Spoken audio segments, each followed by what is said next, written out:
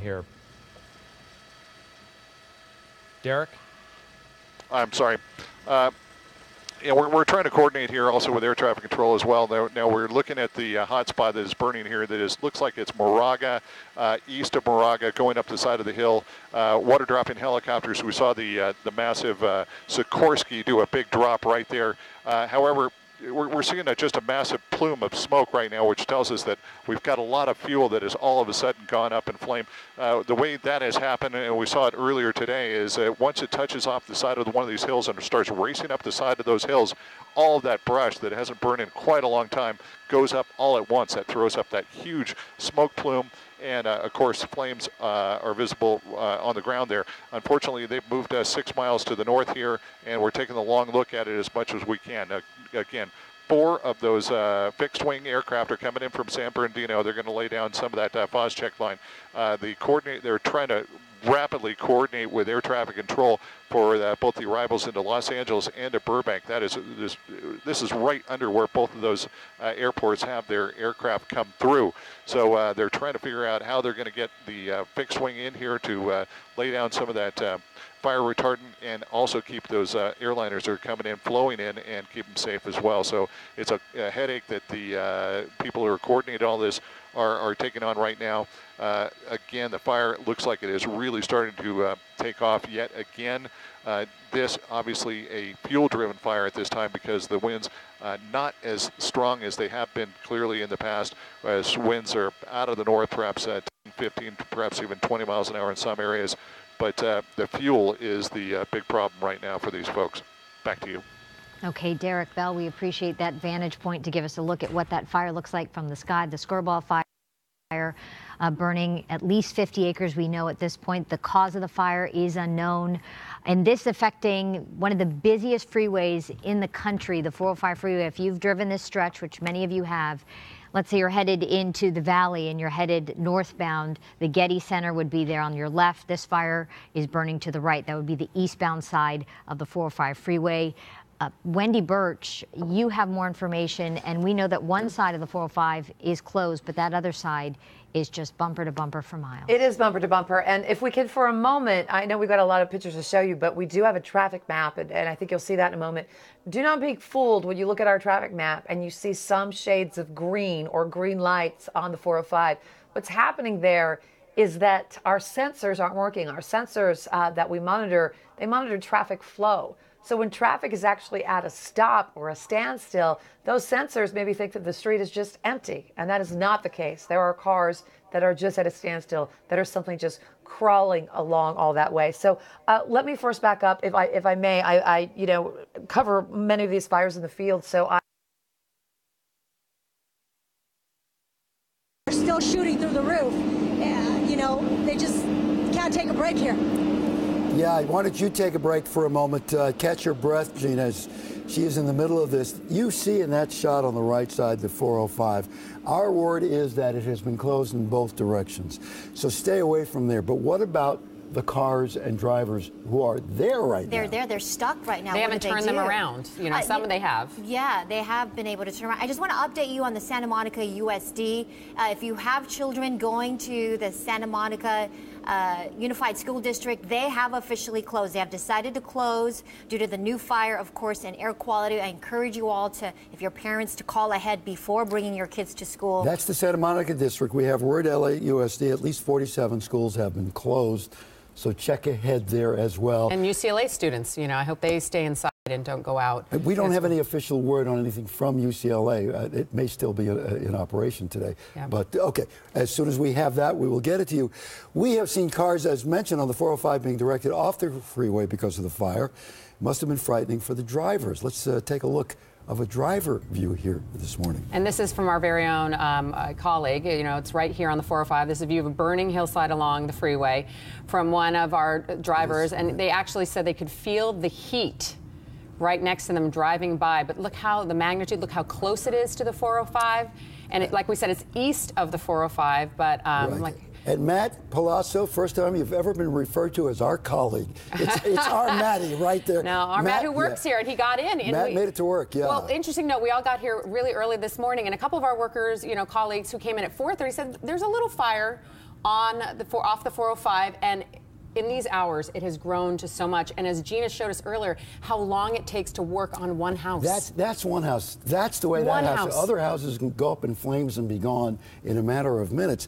We're talking about the school closures. We can't say this too often because a lot of parents need to know that. We're getting word, you had word that Santa Monica. SMUSD is officially closed. I know a lot of the elementary schools as well, the neighboring areas, not just where the fire is at, but downwind, are also closed due to the poor air quality. So like Marymount High School is closed right up there over on near UCLA. Community Magnet Charter Schools are closed. And Santa Monica Malibu Unified are all closed. A very incomplete list. We remind you that that area of the 405, the Sepulveda Freeway, is designated only for institutions of education and religion. That's why you have Skirball, the American Jewish Center, the Getty Center, and a lot of schools along Mulholland up there. We don't have official word on them. We assume that they are closed. Roscommare Elementary, which is right there, I'm sure that's closed as well. And it's hard because a lot of parents work, and maybe parents were at school. So pay attention. We all get, tweets, or we all get, emails from our school. So pay attention to that. Yeah. And as we said, we just don't have this one fire. We have many fires going on, and we're covering all of them. So let's take a look at all the other wildfires, unfortunately, that are happening around the area in Ventura County. As you can see from this map, 5 major incidents stretching firefighting capacities. From San Bernardino in the west to the biggest one, the Thomas Fire in Ventura to the north. That was been upgraded to 65,000 acres right now. It's jumped across the 101 freeway. That's always been the fear. More than 150 homes. And again, that's one of those numbers you can disregard because we've been saying that number for about 24 hours, and we assume that number has changed dramatically. 38,000 homes have been evacuated. 12,000 structures are threatened. The fire still zero containment after all of this. Firefighters are battling to keep the flames from moving into the Ojai area. And of course, it's now along the beach, Solomar Beach, if you know that up there, along the coast. It's over there as well. And Gigi Graciet has been in Ventura since yesterday, and she has an update on day 2 of this enormous Thomas fire. And we said earlier, the devastation now there behind you. It's really hard to watch and look at. It sure is, Megan. These are people's homes that are just burned to the ground. We're taking a look at the devastation left behind by the Thomas fire, and we came across this home. We're on Foothill Road, and I want to pan over, ask photographer Tony Butita. Lakeside Fire from San Diego County and San Diego County Battalion Chiefs are at this home, and what they're doing right now is because the wind has died down, they're busy going back to homes that have already burnt to the ground to put out hot spots. And if you look at this home, you can still see some smoldering, and they've spent the morning here because the winds are expected to kick up later. And what you're looking at live, that's actually a safe, and something inside that safe appears to be burning. They have put water on it repeatedly. Obviously, they can't open it, but they're concerned something inside is burning, but that is somebody's safe. Now, I want to pan around to show you at least one other home on this property. There appear to be 4 properties, and 3 of them are still standing. This is 4129, 3949, and 4203 Foothill Road. 4 properties on, or 4 homes on this piece of property. 3 made it. Sadly, 1 did not. Can't tell the address of the one that burnt to the ground. Now, earlier, we were on Delaware Drive, and I want to go to the video because it's been a really long night, not only for firefighters, but obviously for residents who live in this area. And on Delaware Drive, the neighbors all got together, and everybody signed up for a 1-hour shift where they basically patrolled their neighborhood looking for spot fires. And we met a guy named David. He lives in the area. He spotted a big fire, and it broke out just feet from people's backyards. His sister called the fire department. They got busy, but David didn't wait for the fire department. He got garden hoses and started watering down all of his neighbors' roofs, and thanks to him, that block was saved. Now, firefighters did an amazing job. They moved in, they put that fire out, and then they stood guard because there were embers everywhere. The wind was really kicking up this morning. But thanks to people just looking out for their own homes, that block, I believe, was saved because that fire was raging for quite a while before the fire department got there. So a lot of loss. We're going to be checking out different homes, different neighborhoods here in Ventura. Reporting live, I'm Gigi Graciet. We'll send it back to you. Gigi, so really quickly, we see behind you, where is the fire now? This is the area you were yesterday. Where is the fire? You know, the fire is burning in different locations. They're basically spot fires. We are awaiting an update from Ventura County Fire and from the mutual aid, the incident commanders. So what we've seen, though, is just fires burning in different areas. Via Cielito, we just came from there, very, very hard hit. Checking out homes for our viewers. If you live in this area, you need your home checked out, send me a tweet at Gigi Graciette. I promise I'll try to get to you. A lot of folks obviously still evacuated. They don't know if their homes are standing. We've had to deliver a lot of bad news, Megan and Steve, and that's always very difficult. But it's amazing. Our viewers have even thanked us for giving them the bad news, because at least they say now they know and they're prepared to come back to what it is. And sadly, these folks here on Foothill are going to be getting some bad news. Yes. Gigi, what a difference from yesterday. I mean, you were getting blown around so much yesterday. And first of all, the winds are so much more cooperative that I can see there where you're at. Have you seen any of the fixed wing aircraft at all? Because the winds have calmed down enough where they can actually fly. Have you seen any of those flying overhead at some point this morning? Not this morning. They may be more towards Ojai, but you're right, the wind has calmed down, and that's why firefighters like these folks from San Diego County, they're trying to get a handle on the hot spots, because the winds are expected to kick up later this afternoon. And if there's hot spots burning, obviously the wind comes through, sends those embers flying, and they could start new fires. So they're really moving quickly, trying to hit homes that already burned to the ground but still have a lot of hot spots burning underneath them. But we have not seen any aerial drops. This morning, though, that wind was wild on Delaware Drive. That was just sending embers everywhere. So we've seen both sides of the spectrum today alone. All right, Gigi, where Gigi is right now covering the aftermath of the fire, but that fire is still blazing in so many other places, and we will continue with our coverage of the Thomas fire. Trying to get the fire out in this one. Fire, the one in Sylmar, which remains... That's the very latest from this neighborhood in the Skirball fire. Frank and Jess, I'll send it back to you. Such an interesting look at how this firefight is happening from the ground and from the sky, as we look at two images here of the Skirball fire burning in the Bel Air neighborhood. And we saw that image where through the smoke, Lauren pointed out the Getty Center, and that is on the other side of the 405 freeway, so that would be on the west side of the 405. This fire burning on the eastbound side, or the east I should say, of the 405. But the problem with that, and many people I'm sure concerned in the area, is that the wind, those embers can fly. Yeah. It can end up on the other side of the 405 freeway, and that's why everyone who lives in the Sepulveda Pass region really just needs to be on top of things today and where this fire goes. Another water drop happening right there live from their camera. Courageous flying with these folks who are flying into these canyons where the winds are whipping them around. So close to foliage and to homes and to hillsides, and somehow managing to get in to drop water. But you can see these are stubborn flames. And on the left side, the long shot looking from the valley back south through the Sepulveda Pass, you can see the flames really jumping a lot higher. Derek, I don't know if you've noticed that, but it seems to me that the flames we've been looking at from your perspective are growing in size. That's right. Bad news for the firefighters and for the residents on the ground here. Fire is really increasing right now. It's starting to really take off. We're seeing a big plume of smoke also associated with that fire, which means a lot of vegetation now going up in smoke.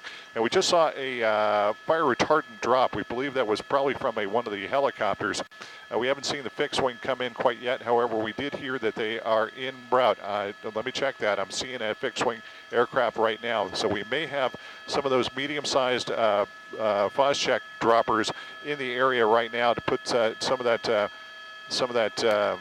fire retardant on. It's kind of a pinkish material that goes down on the ground. It slows down the advance of the fire. It allows the firefighters to get in there and perhaps get an upper hand on the flame. So again, we have 4 fixed-wing aircraft in here. We just saw a drop of one of the fire retardant lines to the area. It looks as though the fire is marching a little bit now to the east. That's where most of the fuel is still yet to burn. Now, we're pretty clear that it is up across Moraga and Linda Flora.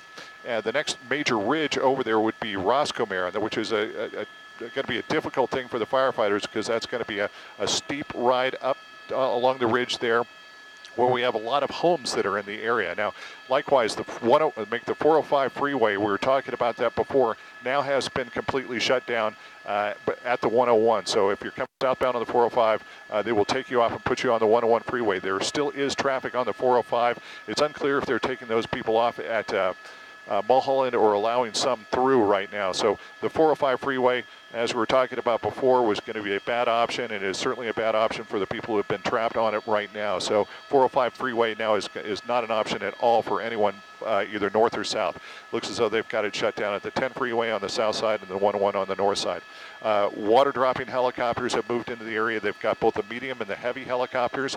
Likewise, the Quebecs, the Super Scoopers, the twin engine fixed wing water dropping aircraft. We saw them operating in before, and now we've got the Phosgec dropping air tankers in the area as well. So they're throwing everything they possibly can from both the air and on the ground to this, but the fire, again, as you just said, it seems to be growing in size right now. It is burning on the east side of the 405 and continuing to march eastbound on the 405. There were reports of perhaps spot fires on the west side. We could not confirm that, nor could we see that from our vantage point in Sky 5. So again, it's a tough fight for the firefighters, and it is certainly not over yet. Now back to you in the studio. Boy, so true, Derek. As we continue to look at that picture and talk about the fact that folks need to heed the evacuation orders, I want to tell you that President Trump has tweeted about the fires here in Southern California. He has tweeted, "Our thoughts and prayers are with everyone in the path of California's wildfires. I encourage everyone to heed the advice and orders of local and state officials. Thank you to all first responders for your incredible work." And this has been the worst year on record for wildfires in California. Last month in Northern California, wine country area, devastating fires there. So it's been a rough year. Governor Jerry Brown yesterday declared certain areas a state of emergency, Ventura County being one of them because of the Thomas fire. So we're going to get to that in a moment as well. Mark is on deck when it comes to how the conditions are going to affect the firefight today. Conditions are just going to worsen. We're probably right now looking at some of the best conditions, but what's going to happen over the next 12 to 24 hours? High to the northwest of us, and then there's the low. As we put those maps into motion in the future cast, here's what's going to happen. This high will kind of slide down. This is a surface high. It will start to build, and we will also have that low swinging across. And the combination of the two highs with the low, that is going to kick up the winds. It is surreal. You know, you don't see a lot of people. The firefighters are staging near homes. They're up there in the brush. What's your message to the firefighters before I let you go? Please take care of this as soon as possible. All right, thank you. Be safe. Best of luck to you and your family. I'm going to send it back to you guys in the studio. Be safe. Thank you so much. You know, we talk about numbers and figures, and of course, your personal lives involved. Lives are being changed because of these fires as we go through this morning. Keep that in mind. If you can help anybody out, please do. This is where neighborhood, you know, they got to come together as a community and help each other evacuate. I heard him say they were caught unprepared. I really need to emphasize, you guys, we are all under this red flag warning. We've been talking about this really since late last week, and I tried to prepare you for this very thing that is happening right now. So we have explosive fire growth potential that continues, the red flag warnings as well as the wind warnings. The winds are a lot better than yesterday. They're still howling. It's still pretty breezy, especially below the canyons and passes. In fact, as we look at our sustained winds right now, big difference from yesterday. Still near 25 miles an hour in Fillmore. Santa Paula is up in Ventura County, but it was double that yesterday. 20, nearly 20 near Santa Clarita, and there's that fire there. Lighter as you head south into the LA basin, as you can see, but really we are all under the gun. Please stay alert and watch us here as we continue to monitor these fires and these spot fires. The winds are expected to really strengthen tonight, tomorrow morning, so you can see the weather alerts in place. Fire weather warnings, red flag warnings, and high wind warnings continue. This is all because of a strong area of high pressure over the Great Basin. It's this clockwise flow of air, that air coming from the land to the ocean, and it's that northeasterly wind that helps to fan these flames and can carry these embers a mile or more. So anyone is really in line for the potential for this to happen. Look at the temperatures. The winds are going to continue through Friday. The temperatures are going to continue to climb to near 80 degrees. Yeah, Jess, you hit the nail right on the average, head. Let's show you really those live images right now. This is the 101 freeway, and I want you to look at the traffic that is moving towards us. That's the northbound traffic, so it's anyone moving from Ventura County into Santa Barbara County. And I can tell you, in the past few moments, I've seen some sirens approach these massive flames, which are literally feet away from the 101 freeway, and we're seeing it looks like what appears to be first responders finally coming to the scene and not really criticizing them. This is a massive fire, as Jess mentioned, 65,000 acres. Resources have to be spread out, and we know from firefighters their main concern right now is structure protection. But right now, as you can see, these flames getting too close, if not essentially they're way too close to the highway right now. They haven't shut anything down just yet, but traffic is moving very light for this hour. And what's so, I would say, depressing about this site that you're looking at, this area of Southern California, it's what you call California's Gold Coast. It sits in between two state parks. And you know what, as I say that right now, it does look like traffic on the southbound lanes has been shut down. I can say that right now. So the area that I'm standing at is going to be California's Gold Coast. It's in between Emma Wood State Beach and Faria State Beach. And right now I'm seeing traffic moving very slowly, and it's starting to move once again. It's just one of the lanes that is shut down right now, but for good reason. You can see these flames. They are towering into the sky, accompanied, billowed by that black smoke. And what I was talking about was this area of Southern California is beautiful. If you're taking a drive up to San Francisco, if you're moving south into Los Angeles, this is one of the more picturesque places that you're going to see, with the green mountainsides and the Pacific Ocean, but you really can't see that right now. The skies are gray. There is ash in the sky. And I would say one of the more alarming things is what Mark Kriske was talking about. These conditions are only going to worsen. So you see these flames right now, these columns of smoke that's billowing straight into the sky. That is all going to stop soon. Sorry, as I stop talking, there are horns honking. Just a tough situation to deal with. But you're seeing the columns of smoke. They're going straight into the air. As soon as those Santa Anas come in, it's going to push this fire. And the fear is that it's going to continue to grow in size. It's at more than 82 square miles, 65,000 acres have burned. As you can see, it continues to burn here in Ventura County this morning. We'll continue to keep our eyes on the situation. We'll let you know if anything changes with the 101 freeway. But both lanes are open, but flames moving dangerously close to that northbound side. Sending it back to you in the studio. Mark, thank you for that. As we know, this Thomas fire has burned at least 150 structures and homes. I suspect that number is going to go up when the fire officials have a chance to properly assess all of it.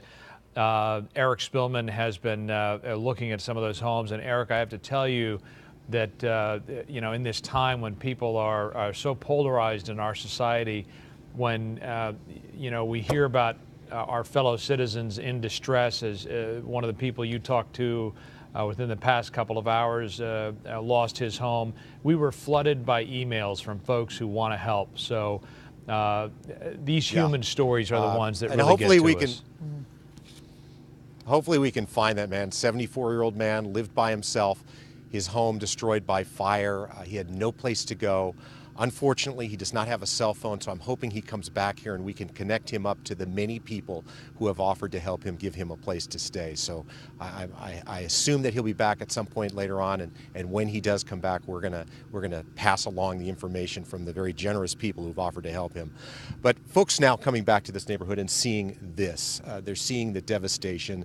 The official count is 150 homes destroyed by this fire here in Ventura, but we know that number is going to go higher. We know that they haven't been able to make an accurate count. Here for Thanksgiving, like Linda was saying, and this is the family home. I mean, I can't even tell you how many memories are in there. Frankie's phonograph collection, everything that's going through there. Jason's ukulele collection, the Audis, their Porsches, all the family photos, all the memorabilia. Archives are here. Everything. All the family archives. The Lopez's have been through here. It's right there. Not there now, though. Not there anymore.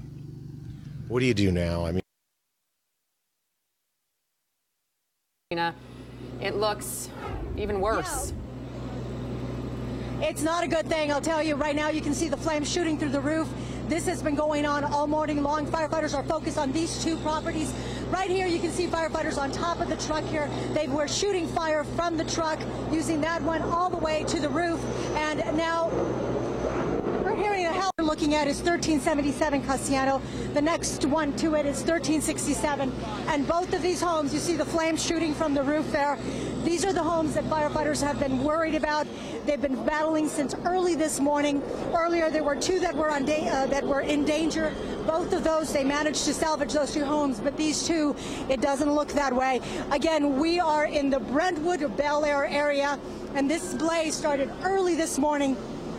Around 5:30 is when we got here, and the homes on top here, the hillside, just the fire was raging up, and obviously it caught these two homes, and it doesn't look like they're going to be able to salvage anything at this point. They're just trying to surround and drown, make sure that it doesn't jump over to the other side of Cassiano and ruin destroy the other homes on the road. But you see so many firefighters. I understand the number has been upgraded to 225 firefighters on scene here in the Brentwood Bel Air area. They're battling this blaze, and the weather is not cooperating. And we've been dealing with red flag warning that's in effect now until Friday afternoon. And so it's just erratic. At times it's peaceful, we're not seeing any winds, and then all of a sudden they come back up and they fan those flames. But you can see these two homes, they're not going to be able to salvage them. They're going to be total losses. That story I told so many times. This is right here in the Skirball fire, and of course in the Thomas fire, in the Creek fire, in the Rye fire. The story being repeated over and over again. Now, Gina, look at that house. It's really burning. The house is burning, and you look at it, and these are people's lives, and these firefighters are working hard to it, and you can't salvage it. And Gina, we want to say there's a mandatory evacuation, and you're continuing to bring us coverage there, and we have to say thank you, because it's really hard work, and the air quality is just terrible. Look at it. And these are, like you said, the air quality is terrible. Almost everyone on this street, on this road, they've already evacuated. There is one family that has not left. They're on the opposite side of where this house is, and they're staying put. They're worried about their property. They're saying, we're going to stay. There are a lot of firefighters here. We should be okay. But I have to tell you, when they tell you to evacuate, they do so for your safety, for the firefighter safety as well. This road here, it is a tiny road. It is difficult. There's, the access is just difficult. It's hard to get in, it's hard to get out. And once you're up here with so many fire trucks, you're stuck. You can't get out.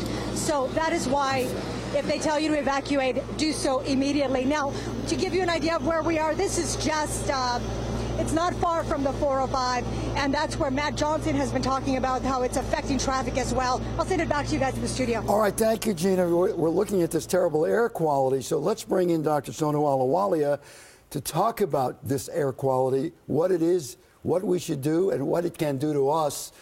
Dr. Ahluwalia, good morning. Good morning, Steve. You're watching all of this. Give us your wisdom here, please. Yeah, so, the smoke has these really fine particles that have the ability to irritate our eyes, our nose, our throat, and even go down into our lungs.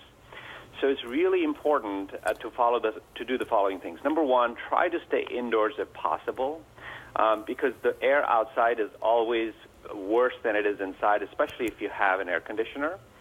So make sure that the air conditioner that you use has a filter and the filter is clean. Make sure that it has a recycle option, because the last thing you want is to take the outside air and pump it into a closed area.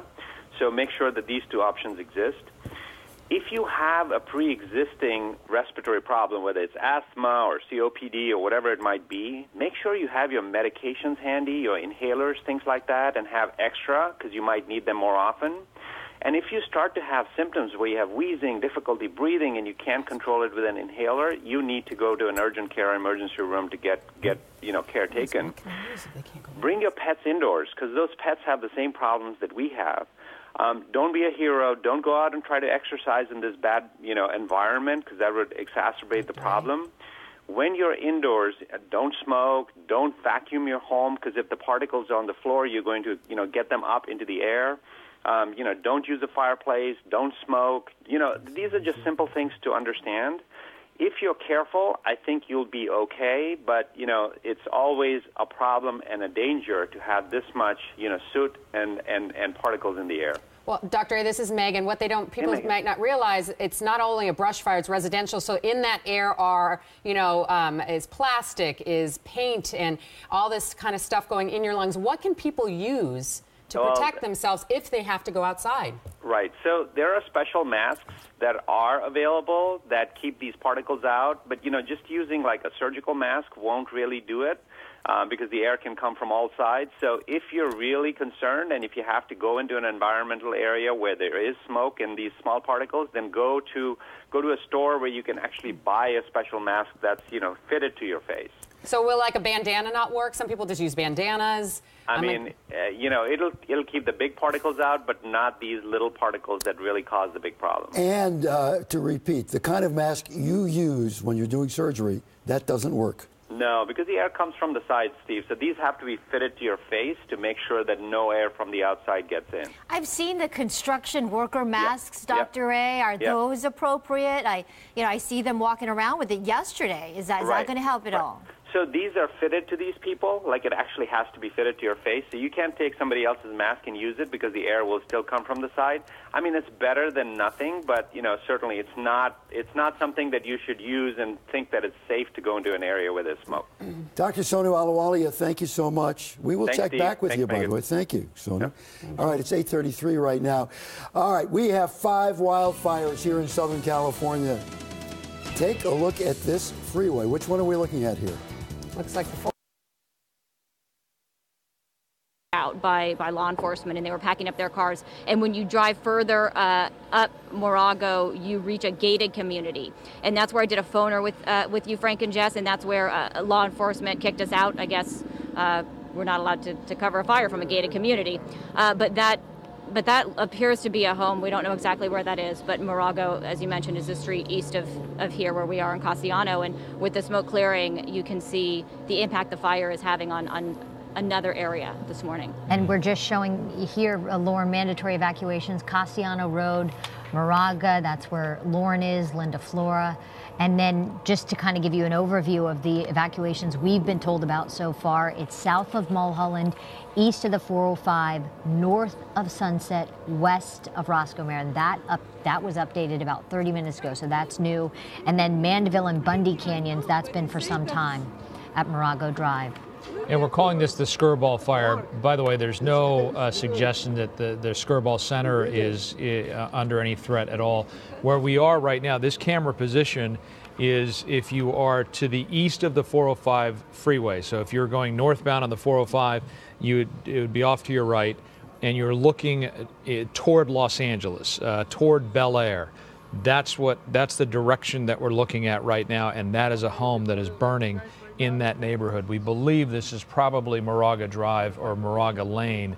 Not sure which one, but at least it is in that direction that we are looking from this camera, if I understand what Lauren is telling us.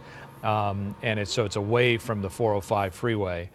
Here's the map again. So that fire there burning just to the east of the 405, south of Mulholland Drive. All the schools that many people are aware of, all the independent private schools along Mulholland are all shut down today, so no students in any of those, no threat there. But gosh, you can see the little narrow canyon roads that lead up to these neighborhoods, and they are densely, packed with homes. They are, and so what has happened with the 405 freeway, which this fire started very close to the freeway. As folks were headed, into the valley, they were looking to the right of them and seeing a hillside on fire. And these canyon roads, like Frank said, they are now, and Lauren too, she said a lot of them are dead ends. They are full of hoses and fire trucks and personnel.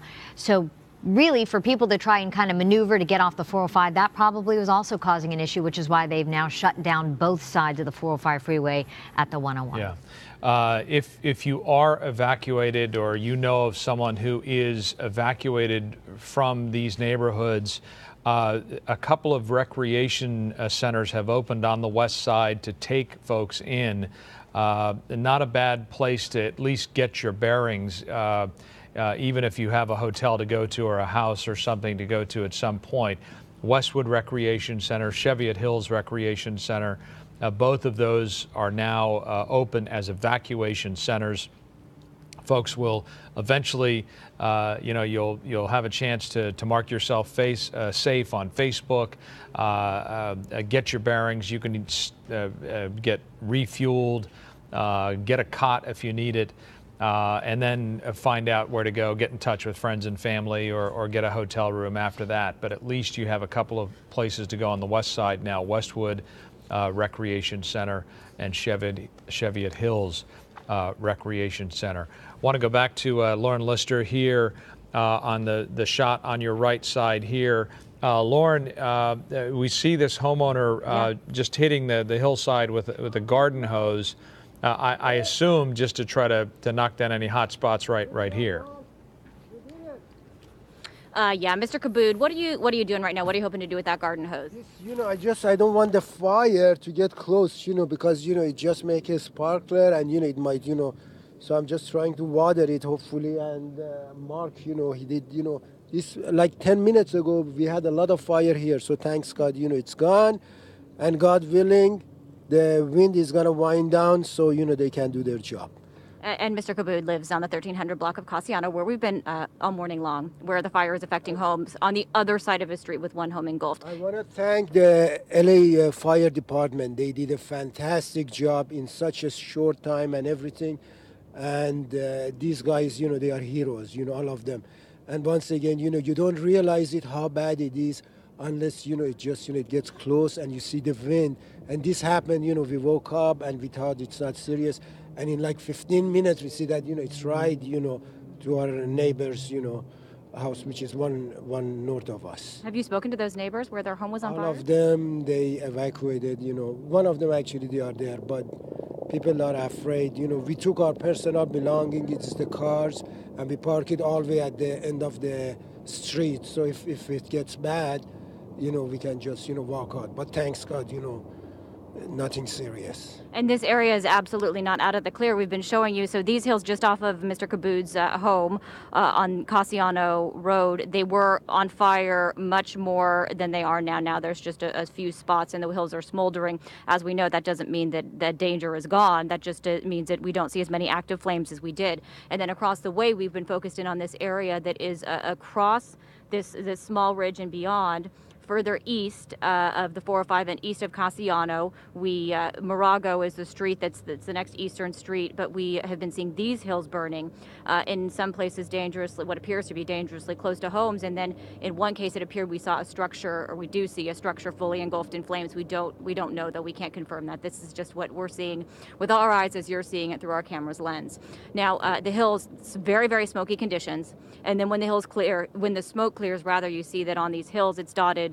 They are dotted with homes. This is an area that is hilly. There's a lot of brush. There's been fuel for this fire, and also windy roads. So Cassiano Road, one of these streets of mandatory evacuations, there's a fire that has been affecting one home where they've been having an active firefight.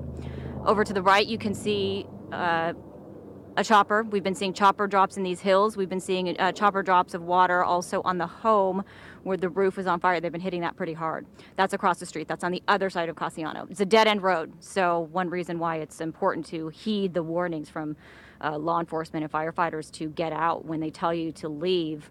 But here's the situation right where we are. Not as many active flames where I stand than when we've spoken to you in hours ago.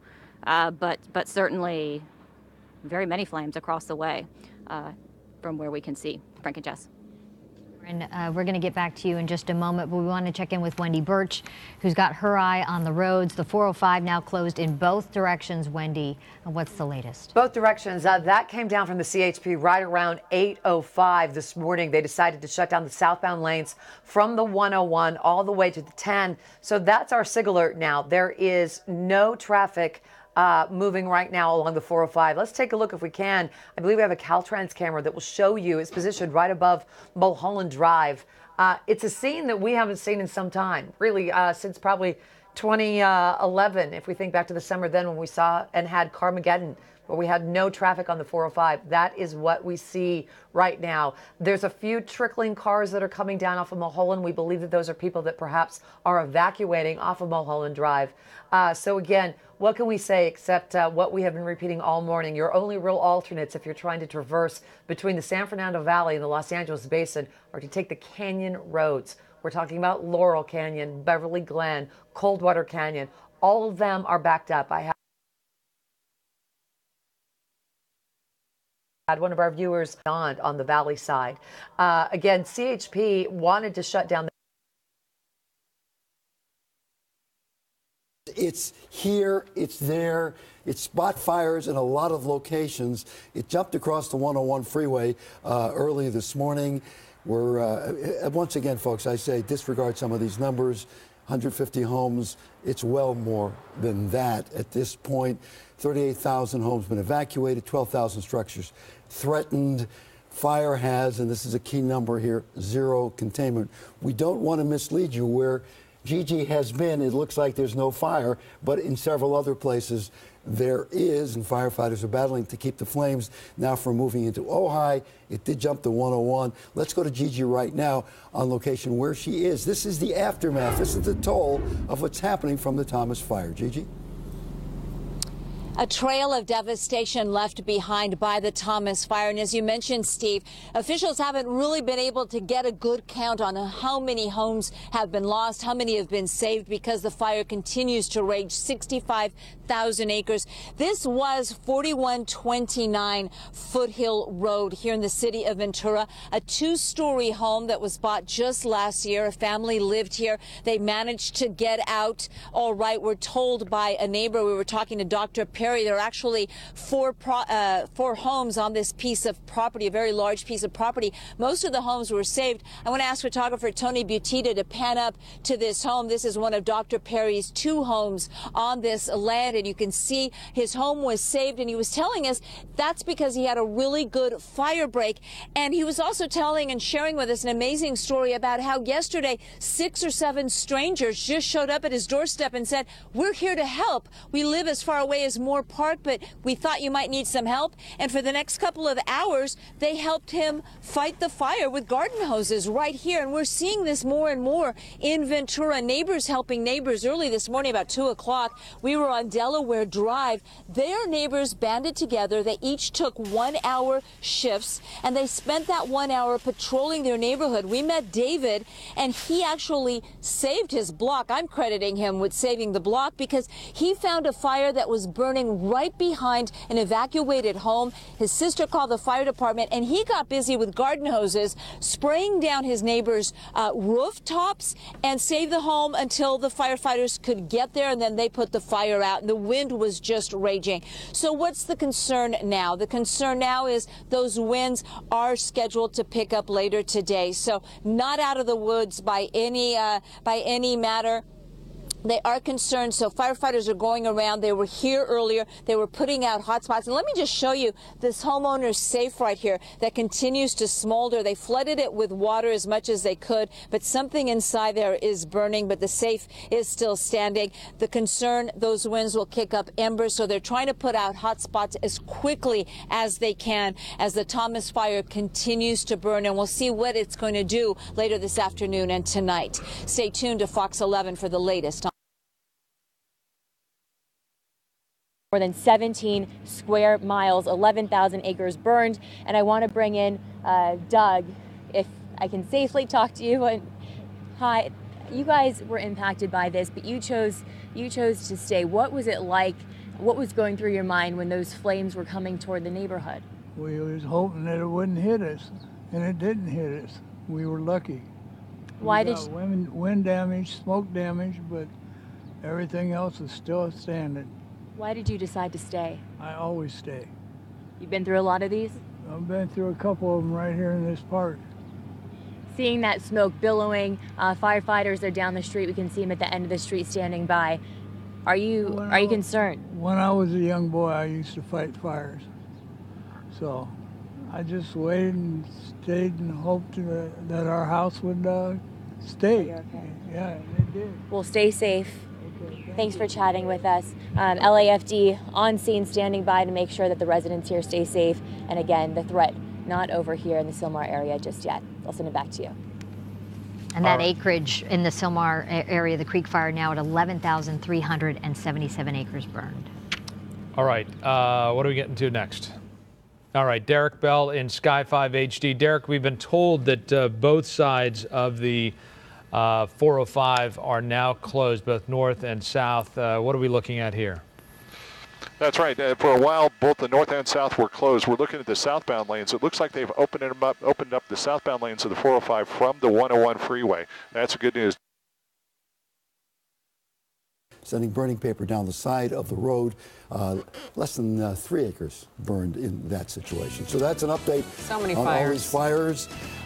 We, of course, are focusing on the 405 closure. If you're just waking up, do not take the 405 through the Sepulveda Pass. Stay away. It is closed in both directions because of the Skirball fire. More on that when we come back.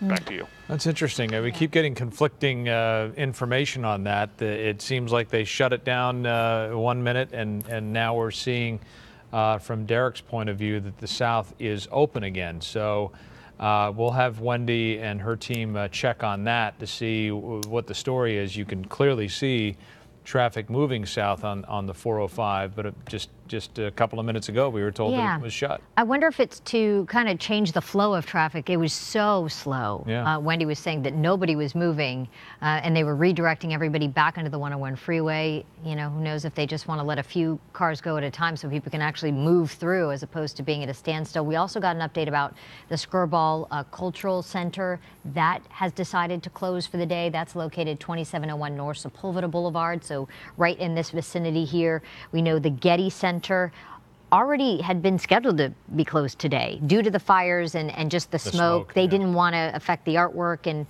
so they decided to close up for the day. And there we're looking in, as Derek zooms in, that is the Getty Center, a popular place for tourists and, you know, people who live here just to visit on a day like today.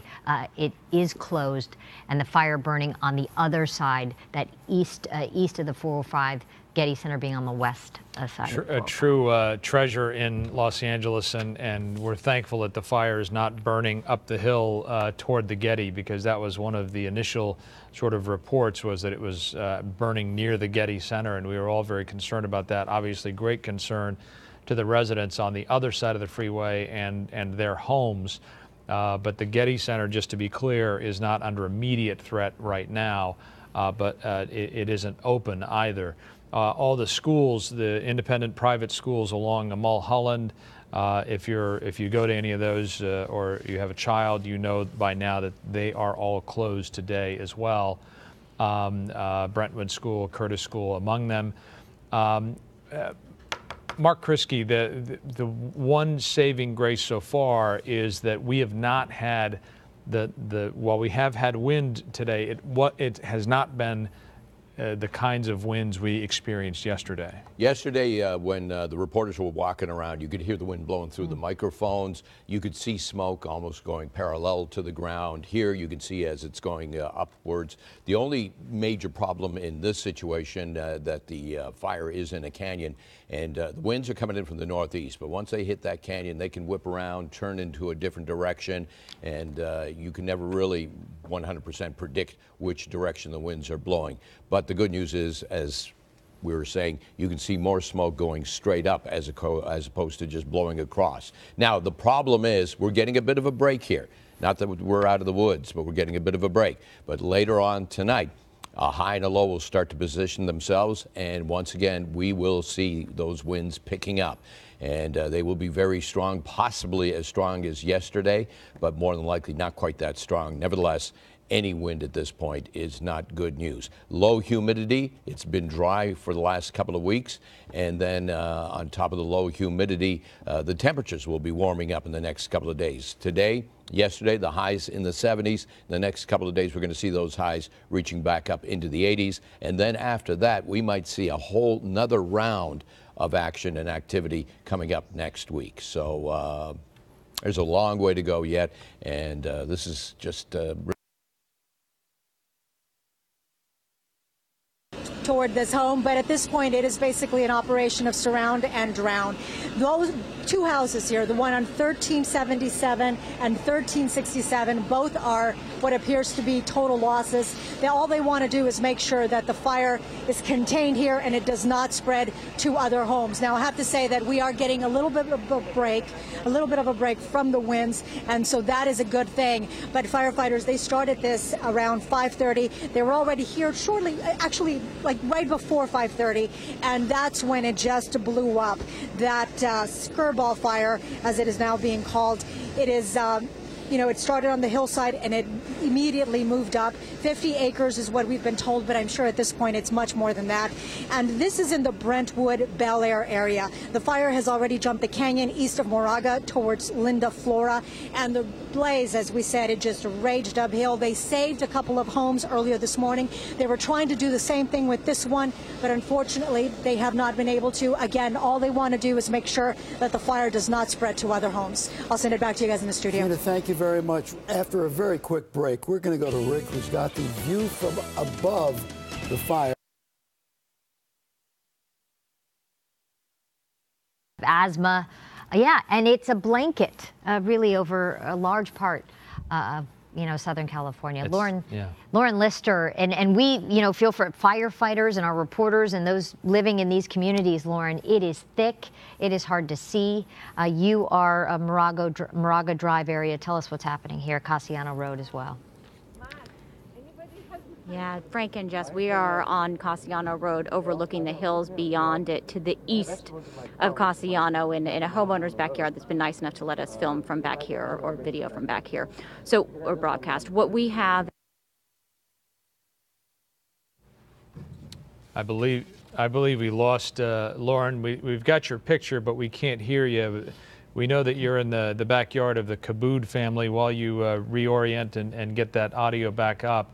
I will just say that she's in the 1300 block of Cassiano. The Kabood family has been kind enough to let Lauren and her photographer, Tom, shoot from that location. It's been an amazing perspective to see the firefighters coming up, the neighbors coming to help, doing everything they can to keep the fire away from that particular home and others in that neighborhood. Sadly, some of the homes on that street, and it looks like across the way in Moraga, have burned. Do we have Lauren back yet? No, we don't. Okay, so we'll have her fix that technical issue, and we'll take a short break right now, and we'll be right back.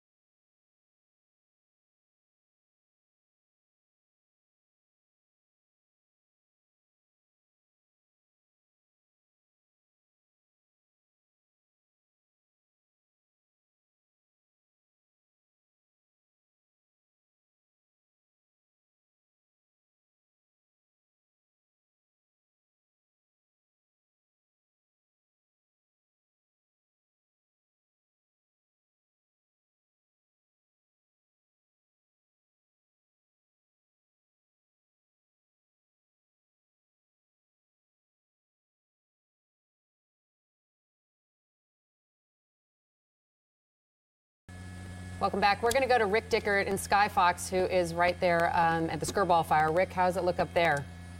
Traffic update, most importantly, because there was gridlock on the 405 freeway through the Sepulveda Pass because of the Skirball incident. All lanes now on the southbound side of the 405 coming from the valley side towards the west side have been reopened. Also, the transition roads from the 101 to the South 405 open. Northbound side, because the fire is burning on the eastbound side, and it is still being contained to the eastbound side of the 405 through the Bel Air Estates, now burning towards Stone Canyon. Those northbound lanes remain blocked. Avoid them. Do not take them anywhere from the 10 freeway in West LA over towards the 101 in Sherman Oaks and Studio City. I wouldn't even try the canyon roads at this time through the Sepulveda Pass. Stay away from Beverly Glen. Stay away from Sepulveda, definitely. You could try Topanga a little bit to the west of the fire. It is moving, but it is moving slowly if you need to make your way north from the coastal side of the Santa Monica Mountains where this fire is burning towards the valley side. But again, all lanes open on the southbound side of the 405. Northbound side remains shut down. Also some good news regarding the Creek fire, that big closure of the 210 Foothill Freeway, it has been lifted as well. You can now make your way east and west on the 210 freeway between the Glendale Freeway on the east side and the 5 on the west side. Back to you in the studio. Through the smoke, we can see the 405, and it is moving southbound. We'll be back right after this.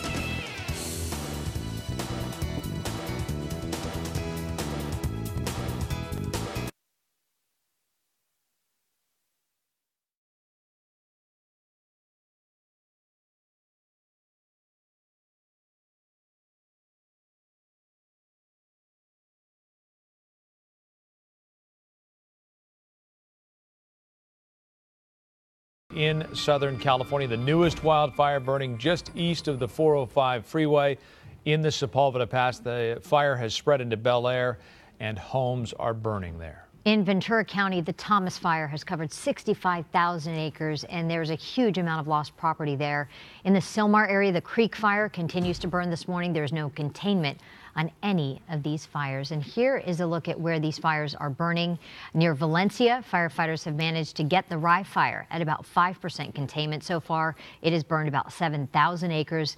Combined, the 4 fires have consumed over 80,000 acres in LA and Ventura counties. Derek Bell is in Sky 5 HD, looking toward the fire burning in the Sepulveda Pass into Bel Air. Derek, good morning. That's right. The firefight continues here, and it is just as bad as it has ever been. As you can see when we push in, it appears that we just had one of those fire retardant drops by one of the air tankers. We have air tankers, we have heli-tankers, regular helicopters, also those big swing super scoopers. So every aerial asset that is available is being thrown at this fire right now. That is burning on the east side of the 405 freeway. Some of the streets that are affected, Casiano, we've lost a couple homes on Casiano. Moraga, we think that there's some homes that have been destroyed there. Likewise, the fire is going up to Linda Flora, and we understand firefighters are up there doing structured protection. They're worried about the uphill flames that are going up there. The winds are blowing about 15 miles an hour to the south right now. Firefighters are on the scene doing what they can for structure protection. 50 acres was the last estimate, but from our vantage point in Sky 5, that has probably doubled overhead. In Sky 5, this is Derek Bell now. Back to you in the studio.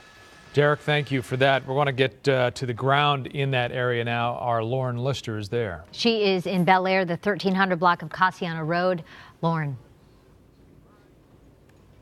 Frank and Jess, good morning. We have been watching from this backyard on the east side of Casiano Road, this fire burning east of Casiano towards what we believe is Morago. And there is what appears to be a structure burning, perhaps a home, but that's what we've been watching be engulfed in flames over the last hour as we've been able to see more of the hillside opposite Casiano here that you're looking at burning and on fire. As the smoke has cleared, we've been able to see that there are homes that appear to be dangerously close to those flames. Homes all apparently along that ridge from what we can see when the smoke clears. As you can see, though, the smoke is thick, it is dense. We've seen helicopter drops in these hills, though not in the last few moments. We've seen them in the last hours, though, and we can hear one that sounds overhead. We want to take a little bit of a walk to show you the scene because you can see across the way, that's the Getty. So there is the Getty through that smoke. That's on the west side of the 405. Across the way we can see, we are on the east side of the 405 where the fire has been burning up into the hills where you can see it along the 405 on your drive this morning. if you could drive on the 405 this morning. When we were on the road, we were able to drive southbound. And up into these hills, this is where we have seen mandatory evacuations. I was on Morago Drive earlier this morning speaking with some homeowners as they were packing up to leave, as evacuation orders were literally coming in as we spoke to them, with law enforcement driving down the street. And if we take a walk around to the front of this home, which they've so kindly and generously let us operate from this morning, we are going to show you the street where an active firefight has been going on, where a home has been engulfed in flames. And here is where the firefight has been focused. There is the home that they have been working on all morning long, with from the ground and from the air. We've seen a number of chopper drops. We have had firefighters very focused on this home. You can see this is a dead-end street if we pan to the right. So that is where Cassiano dead ends. That is where it is one of the reasons why this is a concerning area, because there is only one way out, and that's down, and that's for evacuees, that's for fire personnel, that's for anybody that would need to get in or out of this area. It's one reason why those warnings to evacuate, the mandatory evacuations in this neighborhood, are important. This is east of the 405 in Sepulveda, up Cassiano, and at this hour, it appears that home is not, we do not see the flames on that home that we saw earlier, that we saw as the firefight has been going on. So it looks like perhaps they have gotten a handle on that. This is not, it's standing, the home. It's appears to be, the roof is where the fire has been focused. And we've seen engines line this street with hoses doing structure protection and fighting this blaze. And that's the very latest from here, from our vantage point on the Skirball fire at this hour. Frank and Jess, I'll send it back to you. All right, Lauren, thank you for that perspective from that fire to our breaking news in Ventura County now, where the Thomas fire continues to burn. So far, it has scorched 65,000 acres with no containment. 150 structures have burned. More than 12,000 other homes and buildings are threatened, and 27,000 residents have been evacuated from the area. The fire crossed over the 101 freeway earlier this morning, prompting more evacuation. SoCal Edison saying that the Thomas fire has knocked out power to about 6,500 people, but it is warning that that number could go up dramatically as the morning progresses. I want to go live to KTLA's Mark Mester, who's in the Faria Beach area. Mark. Yeah, Jess, good morning. Steps away from the 101 freeway. We've been monitoring this hotspot and have a look at the situation that is unfolding, specifically for the drivers who are moving northbound from Ventura County into Santa Barbara County. And it looks like what we're dealing with right now could be a situation of perhaps a looky-loo. When you see fires like this right along the freeway, can't blame the folks. You want to take your eyes off the road, but it's a dangerous thing that can happen when you do that, and it looks like someone got themselves into a fender bender. We don't know if it was related to perhaps looking at the fire, but every so often we see cars honking their horns at each other. We've heard some of the materials collide together, so it looks like that's what you're dealing with. Meantime, though, this is one of the, I would say, the end edges of the fire, because this is where simply there's really nothing left to burn. I just spoke with a fire official a few moments ago. I asked him, why is it that you're letting this fire burn out right along the 101 freeway? And he says they're pretty confident that it's not going to sort of burn out of control. This is interesting. Vic, can you go over there? We have a little bit of a dirt devil, if you will. And this is something that Mark Kriske talks about so often, the fact that these fires pretty much create their own weather. And it looks like it's dissipated just there, but it looks like we had a little dust devil just a few seconds ago. Some of the amazing images that just pop up on our cameras when we cover these amazing wildfires. Again, this is the Thomas fire, as Jess was talking about. And one of the most impressive things about this fire is the size. Again, it started over in Santa Paula. Santa Paula is about 15 miles from the Ventura Pier. That's a straight shot. But then once you get to that Ventura Pier, you have to move up. You have to move northwards towards Santa Barbara, which is where we're standing. We're probably a good 4 to 5 miles away from that. So this fire, about 20 miles away from where it originally broke out, and it is huge in size, 65,000 acres, more than 82 square miles. And the details involving what it went through are just devastating. There are folks and Ventura, as Eric Spillman was reporting before, homes are destroyed. They are burned to a crisp. We're trying to get an estimate as to what exactly was destroyed. One fire official told me they don't want to talk about homes just yet, but they will confirm more than 150 structures have burned to the ground. And again, we're keeping our eyes on this situation here. Again, this is an area right in between Faria State Beach and Emma Wood State Beach. And we have flames burning just feet away from the 101 freeway. But again, CHP, Caltrans, they appear to be keeping their cool. They're leaving both lanes open for commuters who are moving into Santa Barbara County and out and into Ventura County. But again, this is just one flank, one part of this Thomas fire that is burning out of control. And there is ash everywhere. There is smoke everywhere. This is an area that's supposed to be pristine. Amazing views, amazing sights, and you can't see the Pacific Ocean. All you can see are clouds. You have a little bit of the sun that is up in that direction, and it's all covered by the smoke, but we're dealing with ash. We're dealing with... Now, that was around 5:30 or so this morning, and I'll tell you, when we first got here, both sides were, completely engulfed, the hillsides, and so it was extremely difficult to breathe, and it was just horrible. Now, we've been told that 225 firefighters are on scene, and of course, more on the way as the fire gets worse, if it gets worse. And Steve, we have seen these firefighters just not take any breaks. They are continuing to drown these two homes with water, because obviously they don't want what happened to these two homes to extend to another one on Casino Road here. So it's just tremendous work by LA City Fire. Gina. We saw one firefighter who was struggling. He couldn't breathe, and he had to take a little break. And he's okay, because you talked to him afterwards. The woman you saw in distress... He's back at it. He's fighting. Yes, the woman you saw in distress this morning, is that her house we're talking about? No, her house is fine. In fact, that is the family who decided to stay. They're on the opposite side of the street. Their home is fine. When you have a sliver of hope and this is your life and your livelihood, I can understand why people want to stay, and happy for them that ends on a...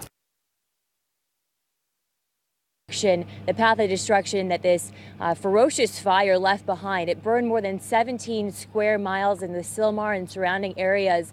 And right now, neighbors still cannot get back into their homes. Some 150,000 people potentially impacted by this, or as high as that number, I should say. There's been different estimates. But I want to bring in Carmen and Ruben, who live right up the street. You saw this. You woke up 3:45 when this all started yesterday. That's correct, yes. My wife noticed the red flames in the sky. I immediately ran up and down the street to wake up my neighbors. Didn't realize how close it was getting to us, because the winds were just coming profusely, 70, 80 mile per hour easy. It was crazy. And Carmen, I know you're overcome by emotion when you came down here and you saw some of your neighbors' homes. It's devastating, it's overwhelming, and it's so sad. When we got evacuated yesterday, this is the route that they took us through, because there was a tree obstructing our road. So these homes were all still here. These homes were all still here. When they evacuated us, we came up this road. These homes were not hit yet by the fire. So to come back now and realize that they're all gone is heartbreaking. It's pretty sad. Do you know some of these people personally? I actually don't. No. But we're all a pretty tight community. Everyone's pretty active, involved. Yeah. It's pretty sad. I mean, people lose. Close neighborhood, so. And I know you're concerned moving into today because they still have 0% containment. You can see the fire still raging. It's going away from the homes toward the Angeles National Forest, which is the good news for now until these winds shift. But what was your big concern? Our big concern was just the fire coming over that hill again. I know a lot of it's been burnt, but there's a lot more ash today than there was yesterday. I believe the winds were pushing all that ash away from us. But now, if you go to our house, there's ash everywhere. So we're just worried about... I've been watering their trees all morning, and hopefully nothing flares up, because I had 2 palm trees in front of my house catch fire yesterday, so... And your neighbor's not able to get back in here. That was a big issue, too. They're all stuck down low right there by Mission College. Nobody could come up. It's completely barricaded by LAPD. So. Thank you guys for talking to us. Thank you. Hope you stay safe. And just as we take you down here, I just want to show you a few of the lots here. And you can see burned down to nothing. I mean, completely destroyed. But then the next house is completely fine. Then the next house is burned down. So what LAFD was saying to me earlier, I asked them, at latest estimate, there were 30 homes that had been destroyed. But they said they're trying to get their damage assessment team out here today. But they're so overwhelmed, obviously, what's going on with the fire, the Skirball fire, and they're just low on resources, frankly. So they're hoping to have a briefing on this fire at 4 o'clock this afternoon, but that is subject to change depending what all these other fires do that they are currently dealing with. Guys, I'll send it back to you. Yeah, and we appreciate that look at what's happening in Sylmar this morning. And as we look at the picture there on the right as well, you can see the smoke filling the skies. And that is the thing, smoke from all of these. To make sure that we got a signal and point our car in a direction to where we can get out, because it's really erratic right over here. It's really dangerous. It's the reason why firefighters have evacuated this area, and we did get video of that. So the next time I check in with you, I hope we can show it to you. All right, Matt Johnson, thank you very much. We will get back to you and take a look at that. Now we're going out to the 65,000-acre Thomas fire in Ventura. This fire, by the way, is still very, very hot and still raging in certain areas. We're going to go to Gigi right now. The area where you are is more, I believe, an aftermath of the horrors that happened from this fire. There's still several homes smoldering in the Foothill Road area and up in the hills, and this is one of them. You are looking live at the Lakeside Fire Department. They're out of San Diego County, and what they're doing right now, and we're seeing this throughout town, is they're taking advantage of the lull in these winds, and they're busy going back to homes that have already burned to make sure that all the hot spots underneath that are still smoldering are out. You can see them, and you can see smoke. And if we pan over photographer Tony Butita to the safe, this is continues to smolder. The fire department's already put water on it. They believe, obviously, that something inside that safe that they can't open is burning. And you can see they just lifted something heavy, and they're continuing to put water. Even though the house is burned down and it looks like this scene is over, it's not. Those high winds, as Maria Covan has been reporting, are expected to kick up later this afternoon, and they want to make sure that they're not, you know, we don't have those embers flying around that caused so many fires that we saw yesterday. Another thing we're seeing here in Ventura is people helping people, neighbors coming out to help neighbors, total strangers suddenly becoming friends as they fight the fire on the front lines together with firefighters. Take a look at this video. We shot this on Delaware Drive at about 2 o'clock this morning. Their neighbors signed up for 1-hour shifts to patrol their neighborhood and be on the lookout for any sign of fire. And we met David there. He was doing the 2 to 3 a.m. shift. He spotted a fire burning in the hills directly behind homes just feet away. His sister called the fire department, and while he waited, he spent the time hosing down his neighbor's roofs as embers flew everywhere, kicked up by those high and erratic winds. And the story continues to play out. We spoke to Dr. Perry. He lives here on Foothill Road, and he told us about strangers who just showed up at his door as the fire raged around his home. I was particularly impressed with the sheer graciousness of the local volunteers who just, 6, 7 guys showed up and said, "We're here to help you." And I thought, who are you? How nice of you. Gee, God bless you. This is wonderful. So they were there for about an hour fighting the fire, and then they had to go fight something else. And there I was with my hose in the middle of the night saying, "Oh, God."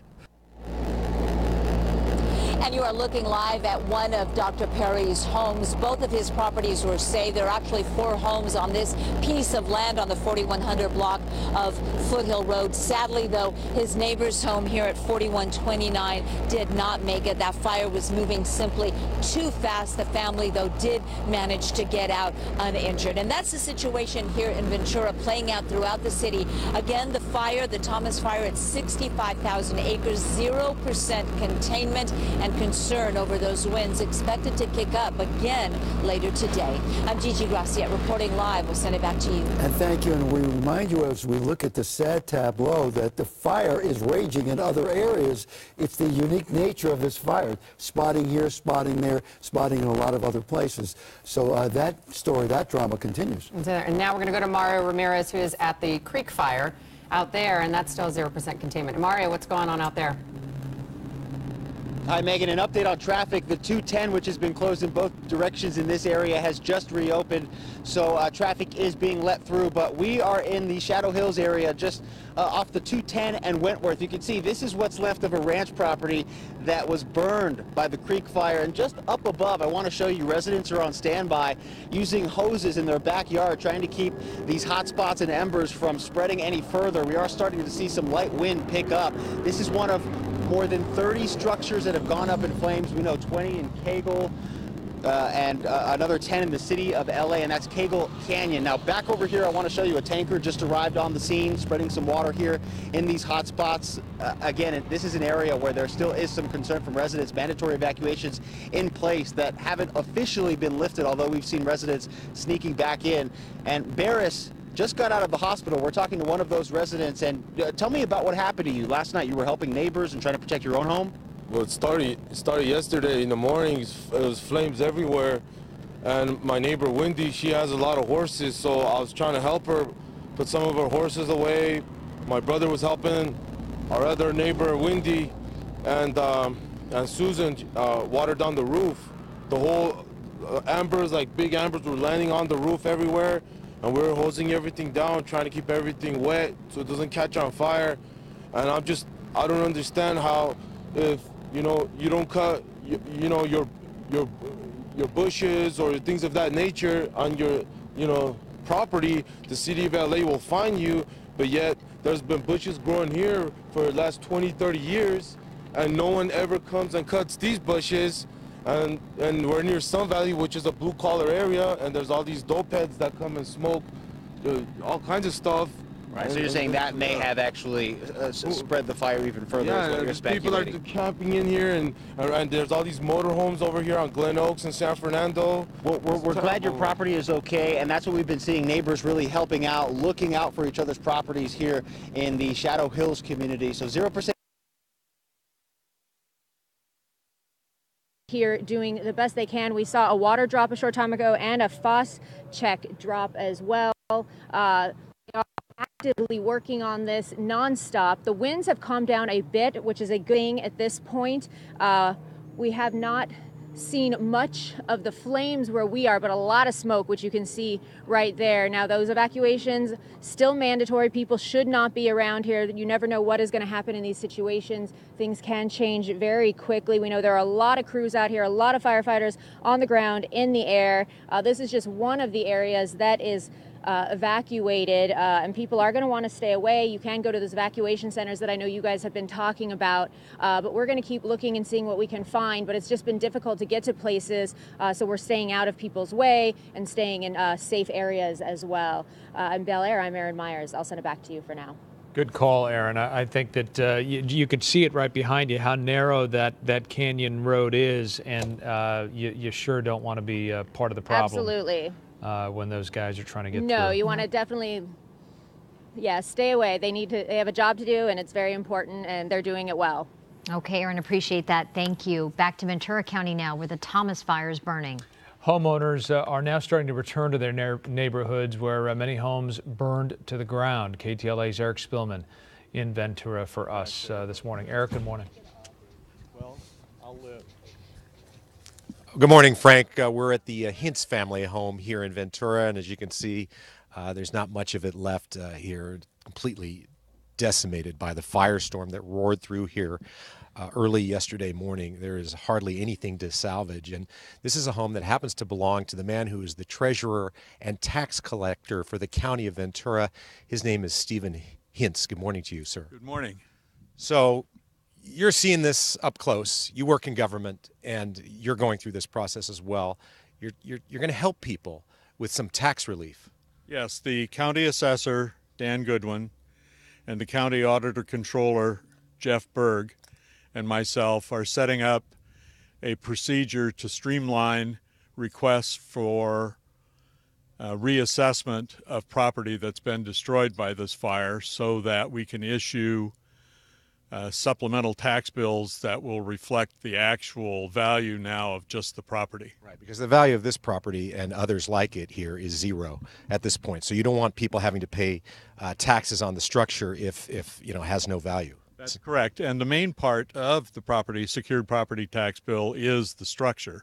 Right. The land is a small percentage of it. So we're going to set it up so that we have a good procedure to get these claims handled as promptly as we possibly can. Right, let's talk about your own personal loss here, and let's take a little walk over here. You had various collections of things, baseball cards and guns and model trains, and did any of that make it through?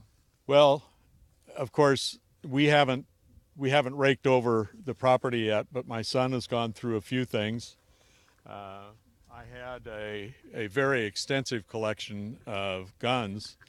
And they were in the gun safe, but the gun safe melted. They were in the gun safe that's standing up there, but when the wall behind it burned down, there are air holes in the back, and then the flames burned off the brackets on the door, so everything it all melted or completely burned over. And are the trains, anything make it through here? The trains would be there was a room in the back there where that portable heater is, and we haven't been able to go through that yet. I see these books over here. Is that where the baseball cards were?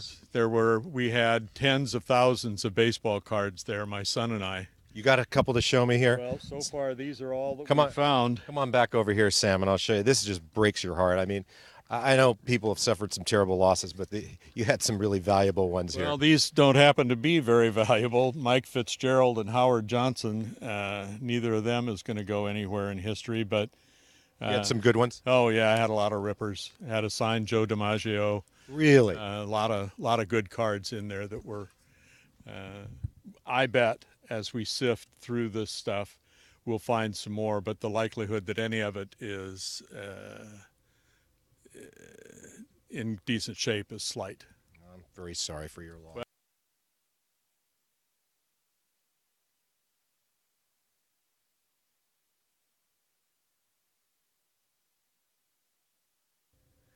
Everything. Yeah. Thanks so much for talking to us. Appreciate it. Appreciate the help that you're going to give people with their taxes as well. Thanks a lot. We'll send it back to you.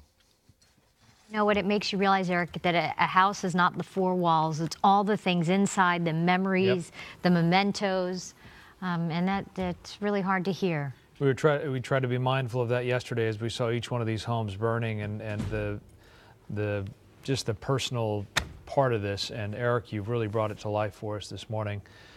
Thank you for that. And we're trying to work on finding out the best way that people can help, because we know that many people do want to help. Yeah. So obviously the Red Cross is always happy to take donations, and they will direct, they're always involved in these situations. Salvation Army, we saw, is in Ventura County and helping folks right now. So those two things immediately come to mind, but there are other ways you can help, and we'll try to find out what those ways are. Yeah. Eric, thank you very much for your reporting today. Thanks, Eric.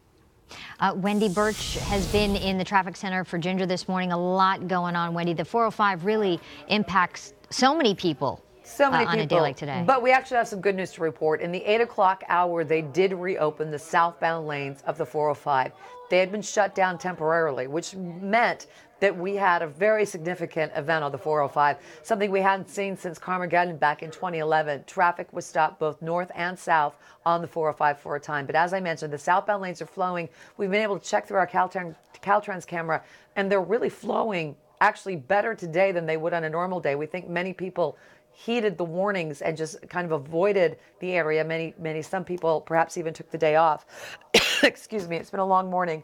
The canyon roads are also looking pretty good for alternates right now, but those northbound lanes on the 405 still remain shut down from the 10 to the 101, and that looks like it's going to remain that way until they get a better handle on this fire. We'll keep you updated, but that's the latest from the traffic center.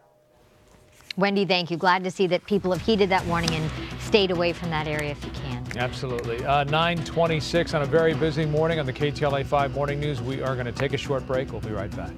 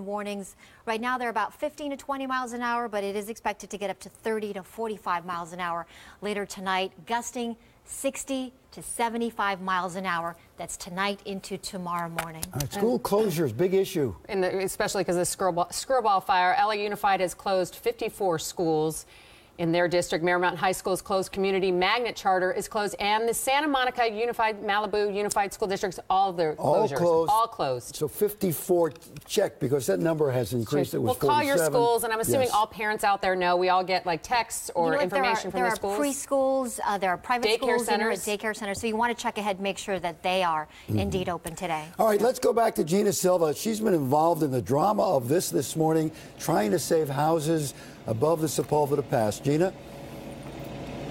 Well, the battle is still going on, but I'll tell you, things are definitely calmer. These two homes are total losses. What they're doing now is making sure that the fire, whatever hotspots are left, do not ignite and perhaps jump to other properties. But the house next to the house, 1377 Casiano Road, that one we're still seeing flames shooting from the roof. So far, 125 acres have burned, and that number, of course, is growing. 0% containment. Right now, we are at 1300 Casiano Road. This is in the Brentwood, Bel Air area. The fire, as you know, has jumped the canyon east of Moraga towards Linda Flora. These fires there that are we've been several covering are evacuation forcing centers. tens This of entire thousands of road people here, to evacuate. the They're leaving properties, their most homes. of the families have already left. Some of There's them one family are that in has shelters. remained, Yeah, but everyone has been evacuated. And in case you're in need of an evacuation center, there are centers at Barrington, Westwood, Cheviot Hills, Van Nuys, Sherman Oaks, Balboa Park, and Delano. Now, the blaze earlier this morning, it just was raging uphill. It was actually horrific when we first got here. It was very scary. I think we were both, Kevin and I, a little bit shocked when we first saw how the flames, we were surrounded with the flames on both sides of the canyon. And family members here woke up to that. All of the flames, most of them left. The family that I said decided to stay, and they were the ones that were begging firefighters to please help them. Make sure, they would attack their home with a lot of water. Their home is fine this morning. Now, as I understand it, 225 firefighters are on scene. At this particular area, you can see a lot of them, but the mannerisms, their attitude has changed. It's not as tense anymore. There's a little bit more of a relaxation, but again, sadly for the homeowners, these two homes are gone. But the idea now is to make sure that all of the hot spots are out, and that if the winds pick up, right now we're getting a break from the winds, and that's a good thing, that, it doesn't spread to other homes. Steve, Megan, I'll send it back to you. You can see some of the flames right there. To what? All right, Gina, thank you very much. It's 9:29. Mayor Garcetti, who yesterday needed to talk about the Creek fire, now needs to talk to us about the Screwball fire, and he will when we come back. And here's another video from to provide them hope anyways, and just the smiles and the love and the cheer that's been shared here from the local community volunteers and organizations has been really incredible. And what people understand, we were inside earlier, and now we've moved outside so we can let people maintain their privacy and a modicum of sanity in an insane period. The energy in there is pretty good. Folks seem to be pretty positive despite what's happened to them. Yes, we're very grateful for that. There's been a very good level of comfort and just general peace in there. People are they're making do with what they have, and the volunteer attitude, I think, is what's really helping with the whole process. They're very generous and they're very loving and caring, and there's not a lot of impatience with the volunteers, so that's been really nice because they're able to share that spirit. And let's focus on what you need. As one of the volunteers said, some people are cooking things and bringing them. Yes. We don't want to do that. No.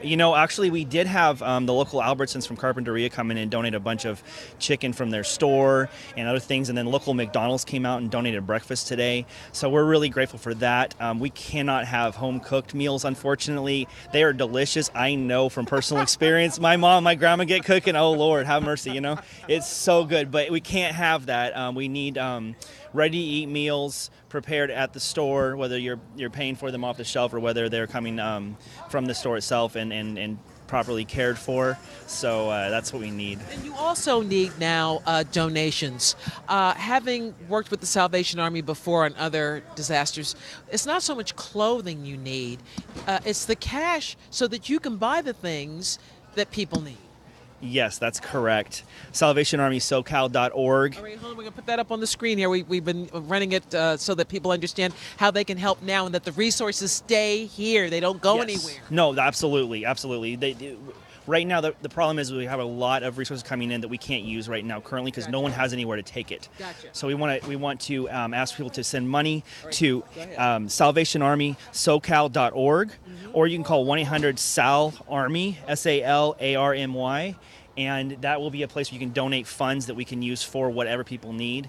The only donations I would say off the top of my head that we really do need that we don't have enough of is dust masks.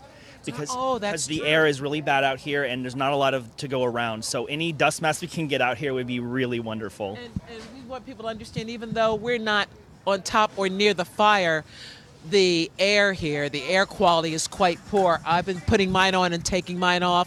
Your eyes burn after a while. And so if you're in this for any extended period, even if you're away from the fire in shelter, you can't help but be exposed to it. Yeah, the air quality is very bad out here. Yeah. So masks, good right now. Yes, ma'am. Yes, ma'am. All right. Again, we're going to hang out with the Salvation Army here at the Ventura County Fairgrounds. As you can see, the generosity of the community, it'll put on a smile on your face, even though this is not a time to...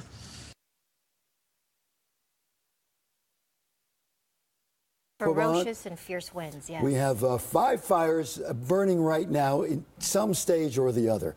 The Skirball fire, the newest one, started this morning in the Sepulveda Pass. The Thomas fire, the Creek fire, the Rye fire, and the Little Mountain fire. Let's go along the 405. Phil Schuman is there right now. He can tell us about the 405. Is it moving? Is it open or not? Let's go to Phil right now. We're live at Sunset and the 405. We're expecting the mayor to give us an update in just a couple of minutes. You can still see that thick, heavy smoke northeast of the intersection where Gina Silva has been reporting. Again, the key thing compared to yesterday, the winds have died down and that they're not a factor at all. So the fire department is still sending resources into that area. The northbound 405 still remains shut down, but the southbound has been reopened. So when the mayor comes, I'm assuming we're going to take that live. He'll give us the latest. I'm sure the fire chief will be here. So that's a scene setter at this point, Steve. Megan? I would say, even though the southbound 405 has been open, I would say stay inside if you can, if you don't have to go anywhere, because there's a lot of need to be on the homes. You can see this one is starting to crumple from our view. The roof is where we have seen the flames blazing from all morning long. This has been attacked on the ground here, as you see, also from the air. We've seen a number of chopper drops, and we've seen them do their best to keep the fire from progressing. It is burning this house considerably. Then to the left of it, a little further down, this house next door is another area where they're focused because it is on fire. Take a look. Firefighters spraying their hoses. We're making sure that we're staying out of their way, allowing them to do their job, but getting as close as we can to show you the fire's damage to properties. We are on Cassiano Road, the 1300 block. This is a street where we have mandatory evacuations in place, and we will send it back to you. All right, we apologize for interrupting there, Lauren, but some city officials are about to hold a news conference. There's Mayor Garcetti. At a little bit after 4 a.m. this morning, close to where Sepulveda and the 405 intersect, just up from the Getty Center, from Leo Beck Temple, if you know the area in Sepulveda, we had a brush fire breakout. We had very strong winds coming from the northeast to the southwest, blowing that fire quickly. And it has turned into a fire that is 150 acres, 0% containment at present. We have about 500 personnel in a unified command, 250 to 300, maybe a few more, from the Los Angeles City Fire Department, with some assets coming in, strong assets from CAL FIRE, from the U.S. Forest Service, from Santa Monica Mountains Conservancy, helping us with some fire lines, and some contributions from Culver City and LA County. Right now we have mandatory evacuation for everybody who is living between, on the north, Mulholland, to the south, Sunset Boulevard, to the east, Roscommare Road, with Stradella Road included in that, just a tiny bit to the east, and to the west, the 405.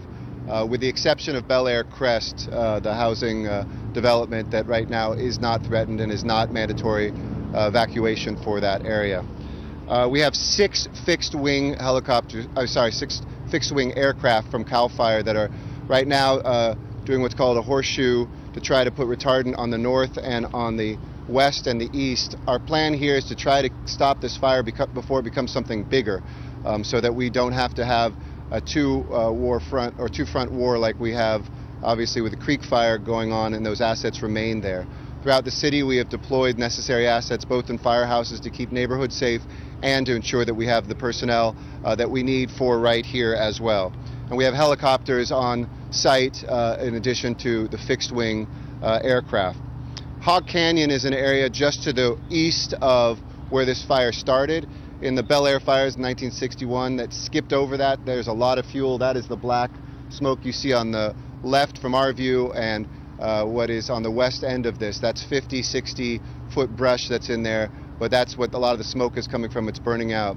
Good news is that right now we have pretty stationary winds, though we do expect those to shift somewhat unpredictably, but this is helping us get around the fire right now.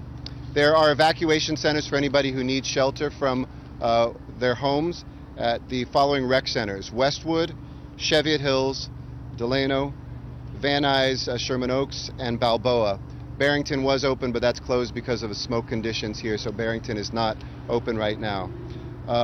We also have a lot of calls throughout the city, all sorts of stuff. We know there's folks that were working very hard to get power back on in the San Fernando Valley.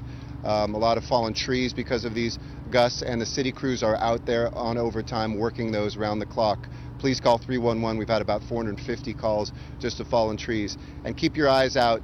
LAUSD.net is a good place to go for all of the closures, and LACity.org is a great place to find out information about the Creek Fire and here the Skirball Fire as well. We have maps there for the first time. We're doing notifications, and please sign up for Notify LA. You can do that by texting 888-777 and put Notify LA in that text, or go to notifyla.com. I'd like to turn it over to the fire chief as well to update. I want to thank our other political leaders who are here, our council members who are here from, and our police chief. We've had a lot of police personnel. Let me just finish my introductory comments by saying these are days that break your heart. But these are also days that show the resilience of our city, and I'm so grateful for the firefighters, our sister and brother agencies that are here, for our fire personnel and all the city personnel and state folks that are here keeping us safe. One last thing, we have 4 structures that we can confirm have been destroyed, 4 homes, as many as 6. There may be 2 others. That's in Moraga and some of the streets right next to that as well in the early parts, but nothing since those early structures were destroyed. But we have 6, possibly, and 4 for sure that have been destroyed. So Chief Ralph Terrazas will be next from LAFD, LA City Fire. Thank you, Mayor. I'll start off with a little historical context. The Bel Air fire in 1961 had a similar footprint. From that fire, we learned some things. We required bush clearance. We prohibited wood shake roofs. We increased the water pressure. We lost over 500 homes during that fire. And the thing that stopped that fire was the wind died down. Right now, we're experiencing favorable wind conditions. As you can see behind me, the column of smoke is vertical. But we are anticipating a continuation of the red flag conditions throughout the week, at least until Friday. That means our wind speeds will be above 25 miles per hour and our relative humidity will be below 15%. So my message on that is to continue to monitor the weather. Favorable weather will allow us to get ahead of this fire and the Creek Fire. Excuse me. That's a wrap. Thanks.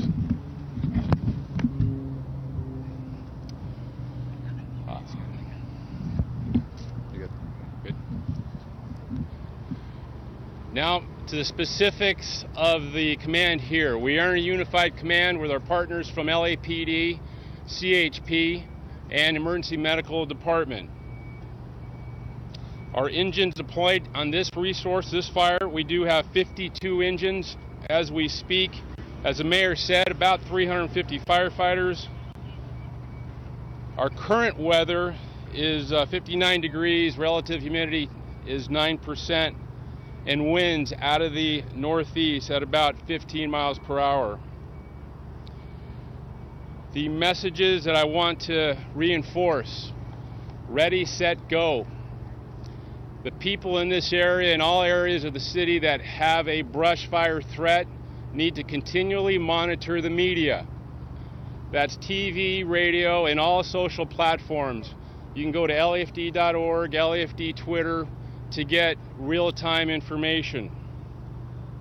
Ready, set, go means that if you live in this area, any area in the hillsides near brush, you need to always be ready to go.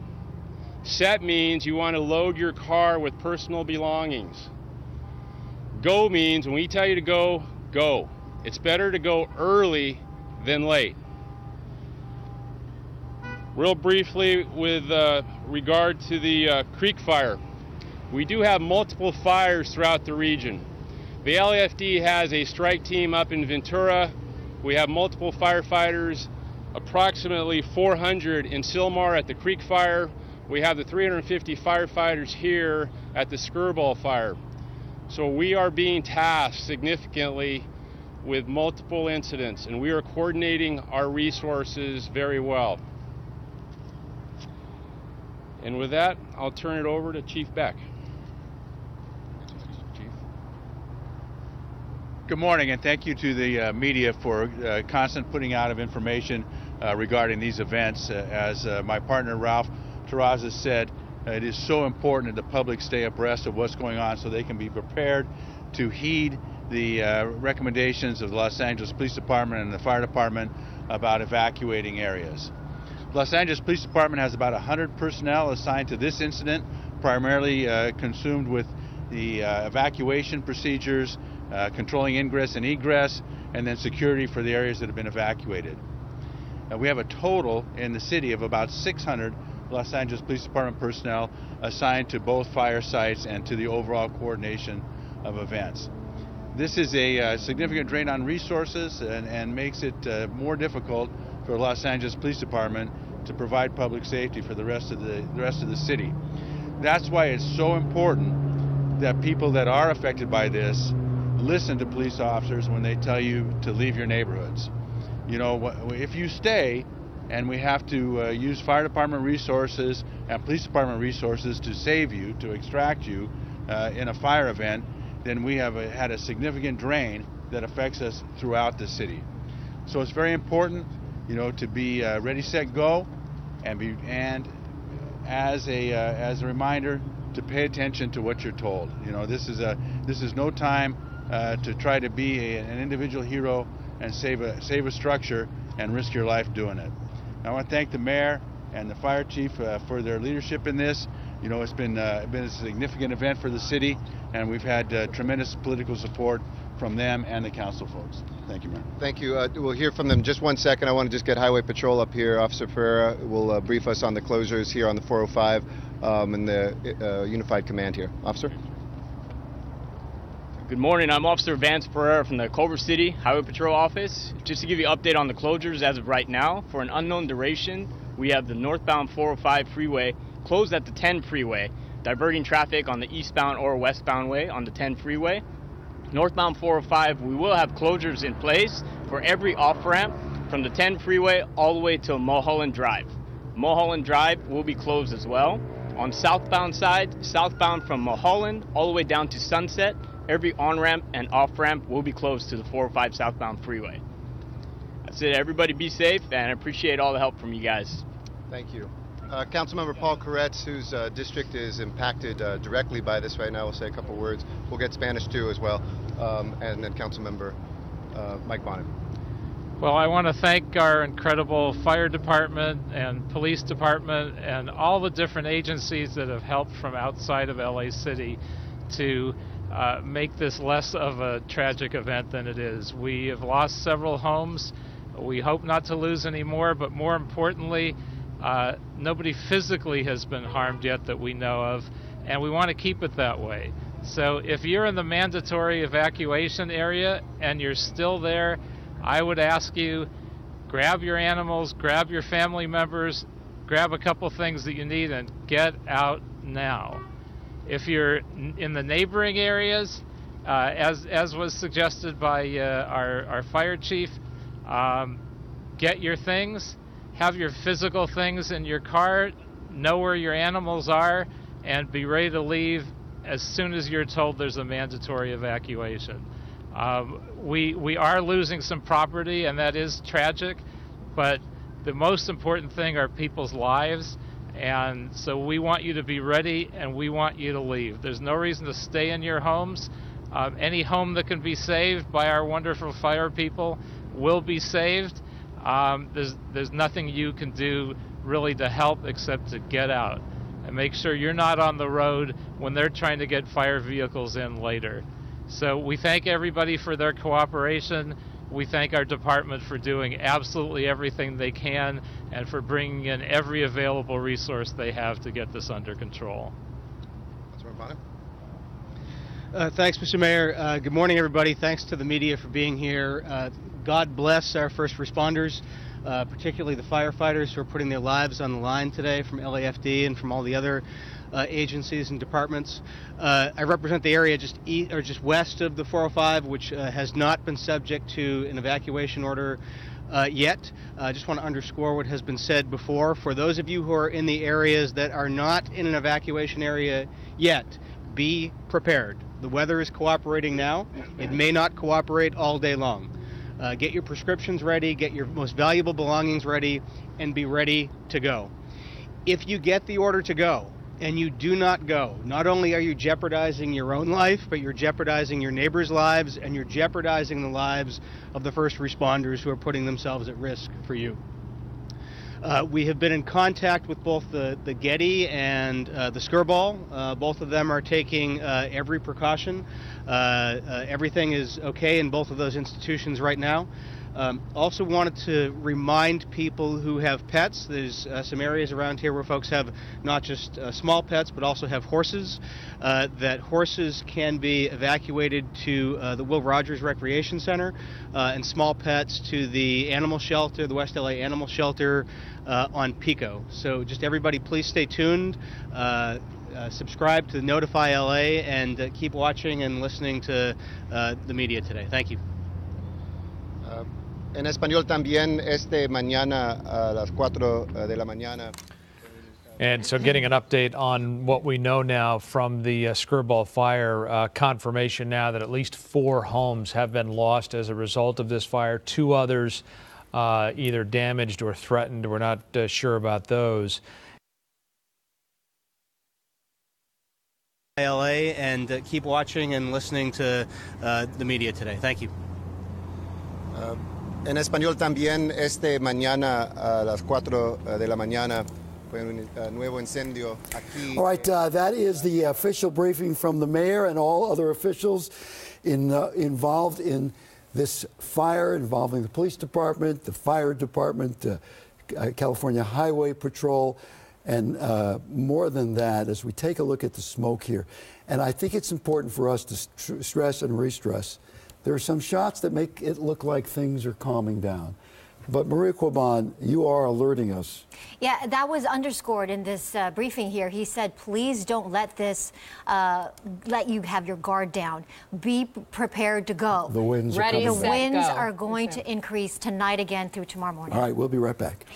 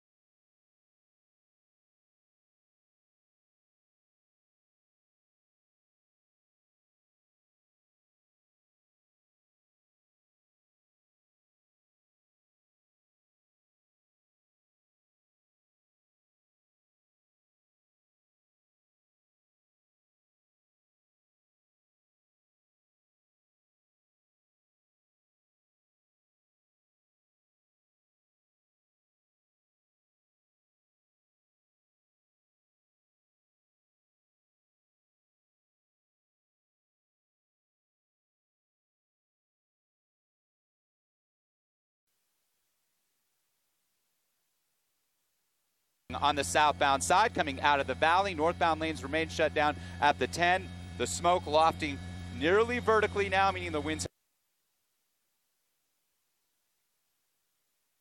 But in Sylmar, beneath that billowing smoke, you can see to the left in the sky, it was quite ominous earlier. It seems to be more white in color than what we saw before, but if we can step over this way, just watch your step, Darren. To the right of this home, I just want to show you a closer look at what homeowners are dealing with. Many of them have not had a chance to come back and see this because mandatory evacuation is still in place. But you can see where the kitchen used to be, the oven, the barbecue in the back, and it's going to be too treacherous for us to go on the other side. But if you look here to the right, you can see a little bit of smoldering still. It's being a little bit blocked from our vantage point, but what's so unbelievable is that firefighters have doused these homes with thousands of gallons of water, and you're still seeing those hot spots. So that's something they're really watching out for. And LAFD, in fact, they're at the end of this road right now, and they are doing just that. Structure protection in case this flare-up comes as the winds increase again and they have any other issues to deal with. They want to protect the other homes. This home next to us, also destroyed. We have flame video to show you so you can see the intensity of this blaze. Residents described how they saw suddenly, they went to check on their garage and suddenly within seconds the fire had come a half mile. We heard from one of those people who came to find his home was just a little bit burned, but listen to what he told us. He's never jumped into the wash, and when that wash was on fire, it was unlike, you couldn't make a movie that looked anything like that. It was insane. And then it jumped Wentworth, and that was it. It's time to go. And when that guy came back to his home, he saw his neighbor's house had been leveled. So we're going to update you on numbers, still 0% containment, but we'll have another update coming up. Send it back to you. All right, Christina, thank you so much. We are covering all of the fires for you in Southern California. We're going to take a short break right now. We'll be back at the top of the 10 o'clock hour with comprehensive coverage.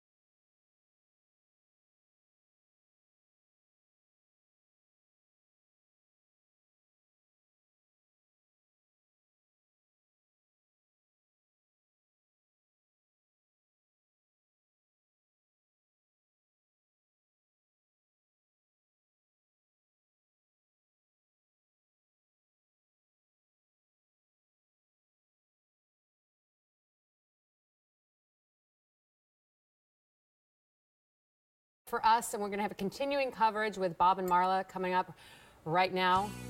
And stick around. Right after this. Thank you. Right after. I'll be here. And Quaban will be here.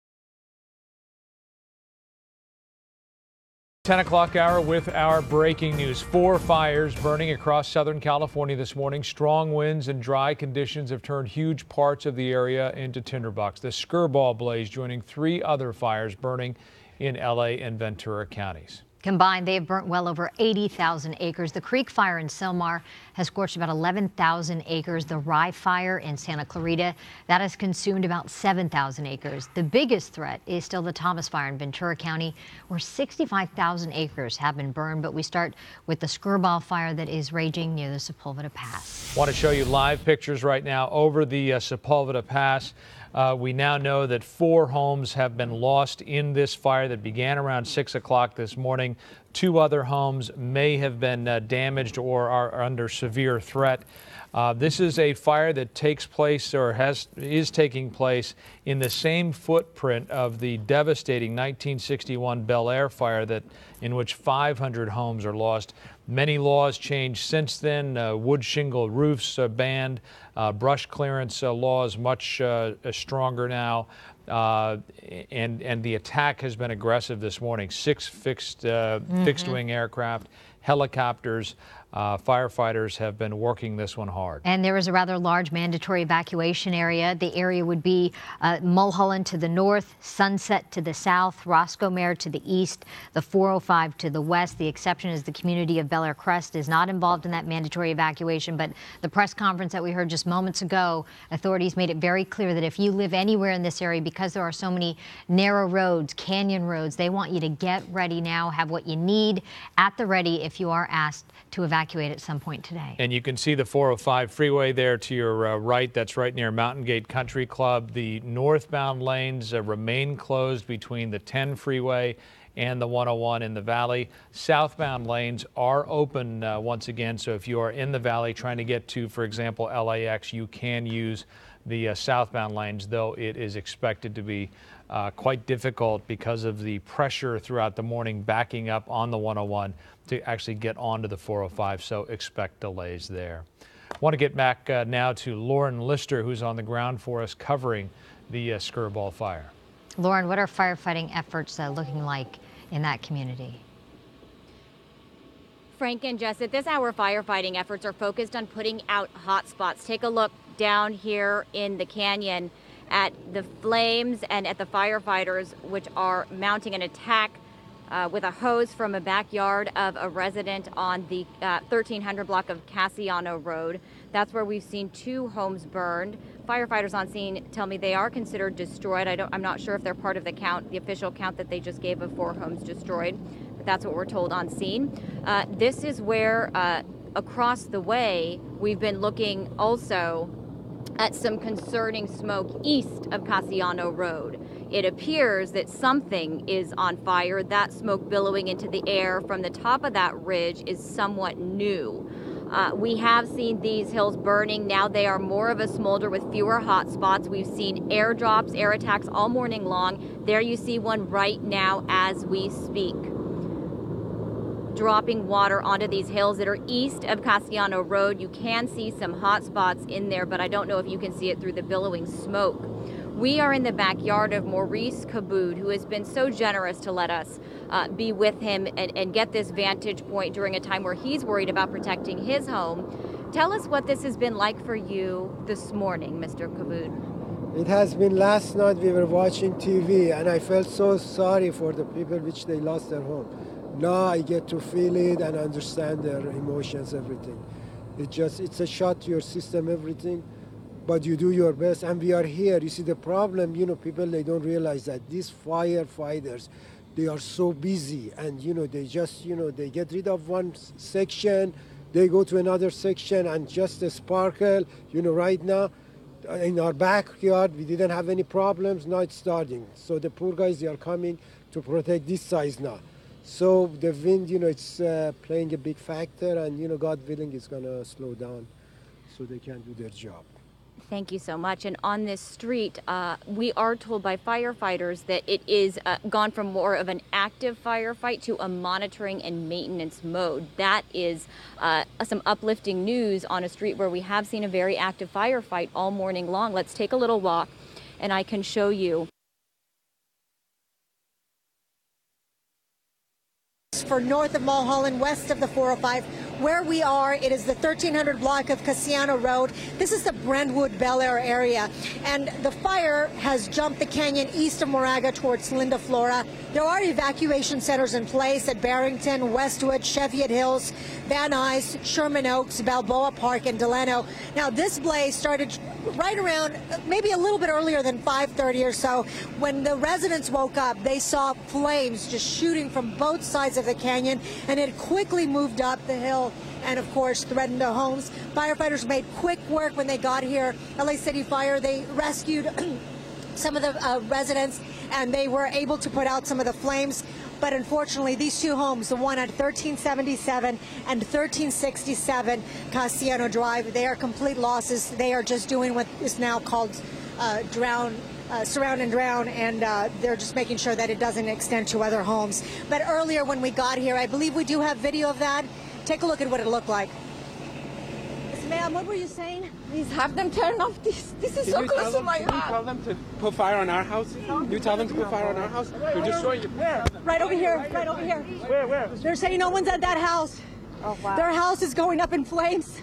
And so they're asking the firefighters to please take over and put out the flames on this property. And that was a family who came to us as we were going live, and they were desperate to have the firefighters attack their house with a lot of water because they were seeing those flames just creeping up through the back, and they were afraid that their house was going to go up in flames just like the other ones. But, firefighters immediately came by and they helped out. At the time, the winds were so erratic, at times up to 25-mile-per-hour winds. And as you know, the red flag warning is still in effect right now. Things are looking much better. We're taking a break from those horrible winds. But again, that red flag warning is still in effect until Friday, I believe, until the afternoon. But I'm sure we'll get all that information updated from Maria Cuban. Marla, Bobby, I'll send it back to you guys in the studio.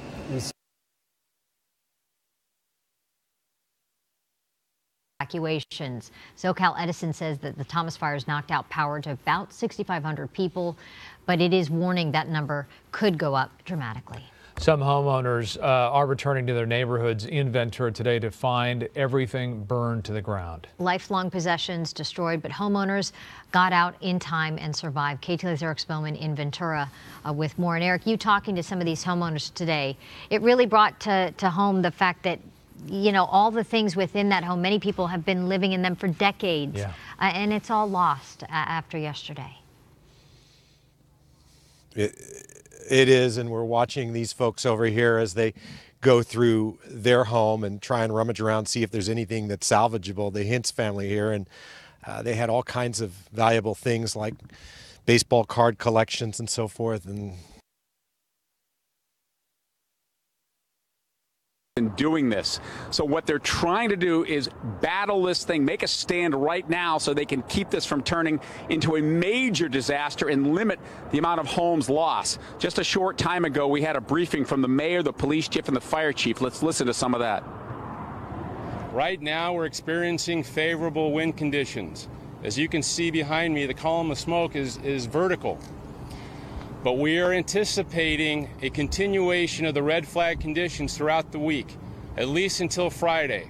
That means our wind speeds will be above 25 miles per hour and a relative humidity. All right, we're gonna break into this. President Trump here now speaking for the White House concerning Israel and its capital. And repeating the same failed strategies of the past. Old challenges demand new approaches. My announcement today marks the beginning of a new approach to conflict between Israel and the Palestinians. In 1995, Congress adopted the Jerusalem Embassy Act, urging the federal government to relocate the American embassy to Jerusalem and to recognize that that city, and so importantly, is Israel's capital. This act passed Congress by an overwhelming bipartisan majority and was reaffirmed by a unanimous vote of the Senate only 6 months ago. Yet for over 20 years, every previous American president has exercised the law's waiver refusing to move the U.S. Embassy to Jerusalem or to recognize Jerusalem as Israel's capital city. Presidents issued these waivers under the belief that delaying the recognition of Jerusalem would advance the cause of peace. Some say they lacked courage, but they made their best judgments based on facts as they understood them at the time. Nevertheless, the record is in. After more than 2 decades of waivers, we are no closer to a lasting peace agreement between Israel and the Palestinians. It would be folly to assume that repeating the exact same formula would now produce a different or better result. Therefore, I have determined that it is time to officially recognize Jerusalem as the capital of Israel. While previous presidents have made this a major campaign promise, they failed to deliver. Today, I am delivering.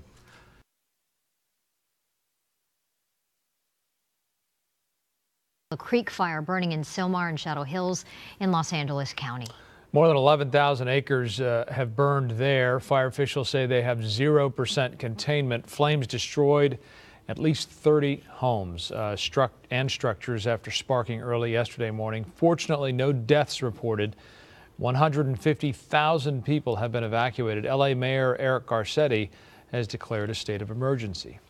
Some residents who evacuated in time will be returning home only to find it is no longer there. KTLA's Christina Pascucci live in Sylmar with more. Christina. Hi, good morning. And it's a thought of how do you even come to terms with something like this? We're standing at a new home that's been destroyed every time we see you, 30 in all at least, but the LAFD says they're going to send their damage assessment team to figure out how many exactly as soon as their resources clear up, which, as we know, fires have been breaking out everywhere, so that could be a while. But we've seen photos and books and chairs and just, memories that this family will never be able to replace. And if you look around, I mean, you could see this is a highly dense, populated area. There are so many homes here that and people who are at fear of being evacuated or having their own homes burned down, I should say. In all, nearly 150,000 people evacuated. I'm going to grab this, Darren, so we could walk over here. I want to show you some of the other parts in the neighborhood to give you an idea of the scope of this. And we'll see on Via Santa Barbara 3 more houses over here. Now, to the right is where that fire was coming down. There was an ominous cloud of smoke billowing into the sky earlier. It since looks like you see more white, which is a good sign, but still 0% containment on this. Just over 11,000 acres burned at last check. Now, these are some of the homes I mentioned, even the ones standing next to them. I looked more closely and the front doors have been, busted open from the heat, or you see the black smoke within these homes. I want to bring in Katie. Can you talk to us really fast? I know you live up the street here. You're coming here, serving damage. These are neighbors. You walk your dog and you say hello. What have you been processing this morning? It's very devastating. I feel sorry for them. Yeah, these are like family to us because we walk here and our dogs meet, so we say hi to each other, and all of a sudden they lose their homes. That's too much. Yeah. And this is part of the area that's under mandatory evacuation. Were you evacuated? Did you take your belongings and flee when that fire was coming down? No, I have just some neighbors. They left early in the morning yesterday because they said their kids, they have asthma. So they had to leave, but we stayed home. Yeah, we had to stay home. Yeah, okay, I started to pack, but my husband said that's okay. It's not serious. So they just put it out. Like in a few hours, they put out the fire. You thought by then the danger was over. Now, what about moving into today? The Santa Ana winds will be whipping up again. There's still high fire danger. Are you guys keeping a close eye on this? Of course, we are watching the news minute by minute. So it's this is something serious that you have to follow and to know what's going on. This is our area here. We need to know what's going on. Absolutely. Thank you. Stay safe. Thank you. And of course, I mean, we've seen some people here. We haven't seen any of the homeowners who own these properties that have been completely destroyed. But again, officials saying get out when they tell you to evacuate because it's for their safety and yours. And 3 firefighters have been injured at this point. We had an update. They all are in stable condition. But this can change moment by moment, and we're watching it closely. That's the latest from the Sylmar area. I felt like I should document this, and I just couldn't just leave my home and not know if it was burned down or not. What's your reaction to the firefighting efforts right now and how this is just blown up over a few hours? Well, I'm so grateful that it looks like my house is going to be okay, but my neighbors on the other side of the street are not. I just took some dramatic photos of it looked like a bomb scene over there. There's a whole bunch of fruit trees that some people in the neighborhood go there and they get some lemons and stuff, and those trees are all burned out. And it's just a creepy scene to see this like nice, quiet, pretty community just burned and charred. If you go down there, you'll see my neighbor's gate. I know that guy. His name's Scott. We have some video of that. Yeah, the gate is on fire, and then right next door on the 1100 block of Linda Flora, right here where we are, there is a house that is lost. On the 1100 block? Yeah. Which house, do you know? Yeah, it's the house at the end, or a structure is completely gone along with a car. Here? Yeah, Yes, so we're going to have... that house is gone. Yeah, thank you for talking to us. Be safe. Never recommended to stay when evacuation orders are in place, even if you're packed and ready to go. I'm going to send it back to you in the studio. All right, Matt, thank you. Thank you, Matt. Now, there is history in the Santa Monica Mountains there. The Skirball fire is nowhere near as devastating as the one that tore through the neighborhood back when John F. Kennedy was president. 5 HD with the latest for us. Derek. Right, the wind has cooperated just for a moment for us, has blown some of the smoke away from these houses. We believe that this is Linda Vista Street. We understand that we had fire that was going up the side of the hill. Firefighters rushed up there and started with their structure protection. They were worried that the amount of fuel that was on the side of the hill was really going to imperil these houses up here. As you can see, we got thick smoke up in the area, but it appears the firefighters may have been able to get up there early enough. We're going to bring you more information when it becomes available, but this is right next to Moraga and a beam Cassiano, where the 1300 block Cassiano, where we lost that handful of homes there. So again, fire is far from over. There's a lot of smoke in the area. They're hitting this with every resource that they have from the air, both fixed wing and helicopter. And the smoke is actually kind of laying down a little bit. Usually that is a bad sign. That means the wind is kicking up a little bit, but we just don't have the volume of smoke that we had before. Just as we started to go on here, we're starting to see some thick black smoke in the center of that fire. That is usually a very bad sign. That usually means that either a car or some sort of home went up, that black smoke being the product of the materials that were used for whatever is burning. So again, a glimpse of Linda Flores Boulevard, Linda Flores Street, the 1000 block, we believe. There you can see some of the flame and smoke that is coming up the side of the hill that is vaccinating the firefighters. Now back to you in the studio. Okay, Derek, we appreciate that vantage point. He's going to continue to stay over the Skirball fire. 150 acres have burned so far. We're going to take a short break, though, here. And want to show you some heartbreaking images that the LA Times photographers have been using to document the fires burning in Southern California.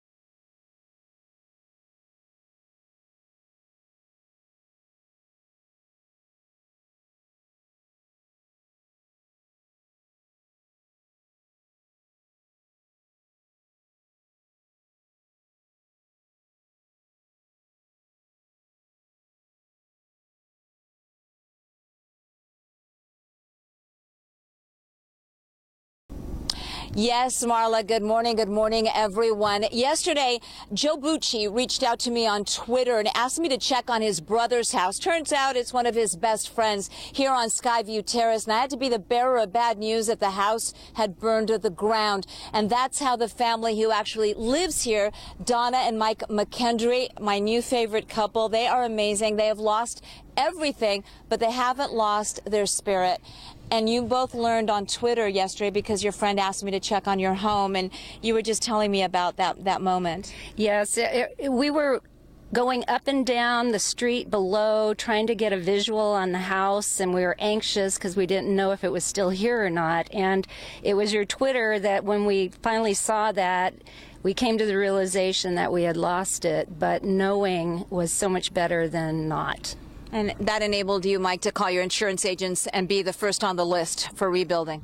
Correct.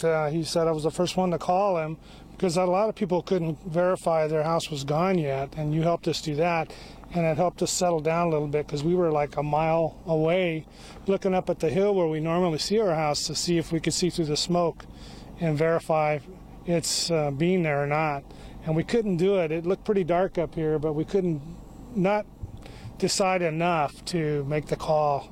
So Skyview Terrace hit so hard. Joe, you're a retired police detective. Mike, I'm sorry. I was thinking about your friend Joe Bucci, a retired police detective, Ventura PD, the district attorney's office. Lots of memories lost in this house. But Donna, you were telling me that you've learned or you've been reminded that the most important thing. Yeah, we were stressing over Christmas and an upcoming party. We were going to have 60 people here, and and all of that isn't as important. It really puts things into perspective when something like this happens. You got out with your two pups? 2 pups and 3 vehicles, and left one across the street. Came up and found it the next day, undamaged. Yeah. Go figure. And I had to give one of your neighbors the bad news that her dad's house didn't make it. I want to show our viewers really quickly. You've got something very special in your hand. I don't know if you're going to be able to see it from there. What is this, Donna? Well, we're fortunate enough to get up here, and I'm going through where my jewelry box was, and I found my mom's original wedding rings, and I'm hoping to find a few more important pieces. She's gone, but this will help me have a piece of her still. And that was a very emotional moment for you. It was, and yeah, so I'm really, really happy to have that. It's the Tomorrow, we could see more of a repeat of what we had yesterday as compared to today. Today, we're getting a little bit of a break, at least this morning, but by about 6 o'clock later on tonight and heading into the overnight hours, these highs and another low will be fueling the energy once again, stronger Santa Ana winds. And then after that, we can expect the temperatures to be on the rise. 76, Van Nuys. And they're even getting us a rental house, and we're just so thankful for all of our friends. This time is when they come out and really show their love and support. I love your spirit. You guys are awesome. You're amazing, and it's the important stuff. I know you lost a lot of memories, but you're going to rebuild. You've got each other. You got the 2 dogs. Right. You got your friends, family, and that's important. You got your mom's wedding rings. Yeah. That is so important. Thank you for your TV spot yesterday, because without that, I still wouldn't have known maybe, and it helped us. Sorry to be the bearer of bad news. Thank you so much. And that's the latest from Ventura. We'll send it back to you. We see what you're talking about, Gigi. Just it's such an incredible tragedy, but what great spirit that these folks have, and we wish them the best as they rebuild. And another example of the power of social media. Oh yeah. All right, at 10:23, our fire coverage continues after the break.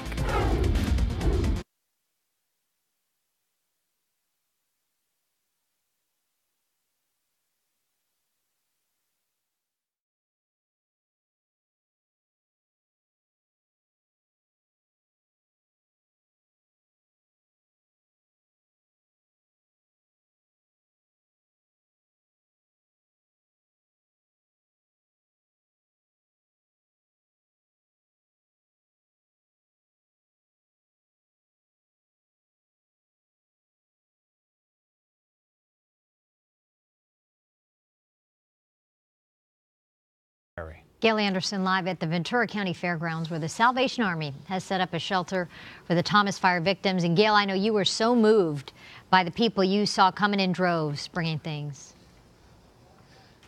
It was so unexpected. I don't know what I expected other than people who are coping with a horrible situation. I mean, all of us think about what would we do? How would we behave if we had just lost everything, cars, everything we owned in a fire this way. So to see that people are here helping other people, it's wonderful. Let me also show you what the need is about. This is what 1030 looks like in Ventura County here at the fairgrounds. There's the sun. Do you see that haze? People are breathing this. That's why I'm talking with Robert Brennan of the Salvation Army about what they need us to do to help. Among the things they need to do, and we'll give you a phone number and a website for donations, masks. Yes, definitely. The air here is very thick with ash, so these masks would be very important for not only the people who are evacuees, but also for the people who are volunteering to help. And look at you, there's ash falling on you even as we speak. This is not dandruff, but that's how thick it is here because this fire is still burning in this area.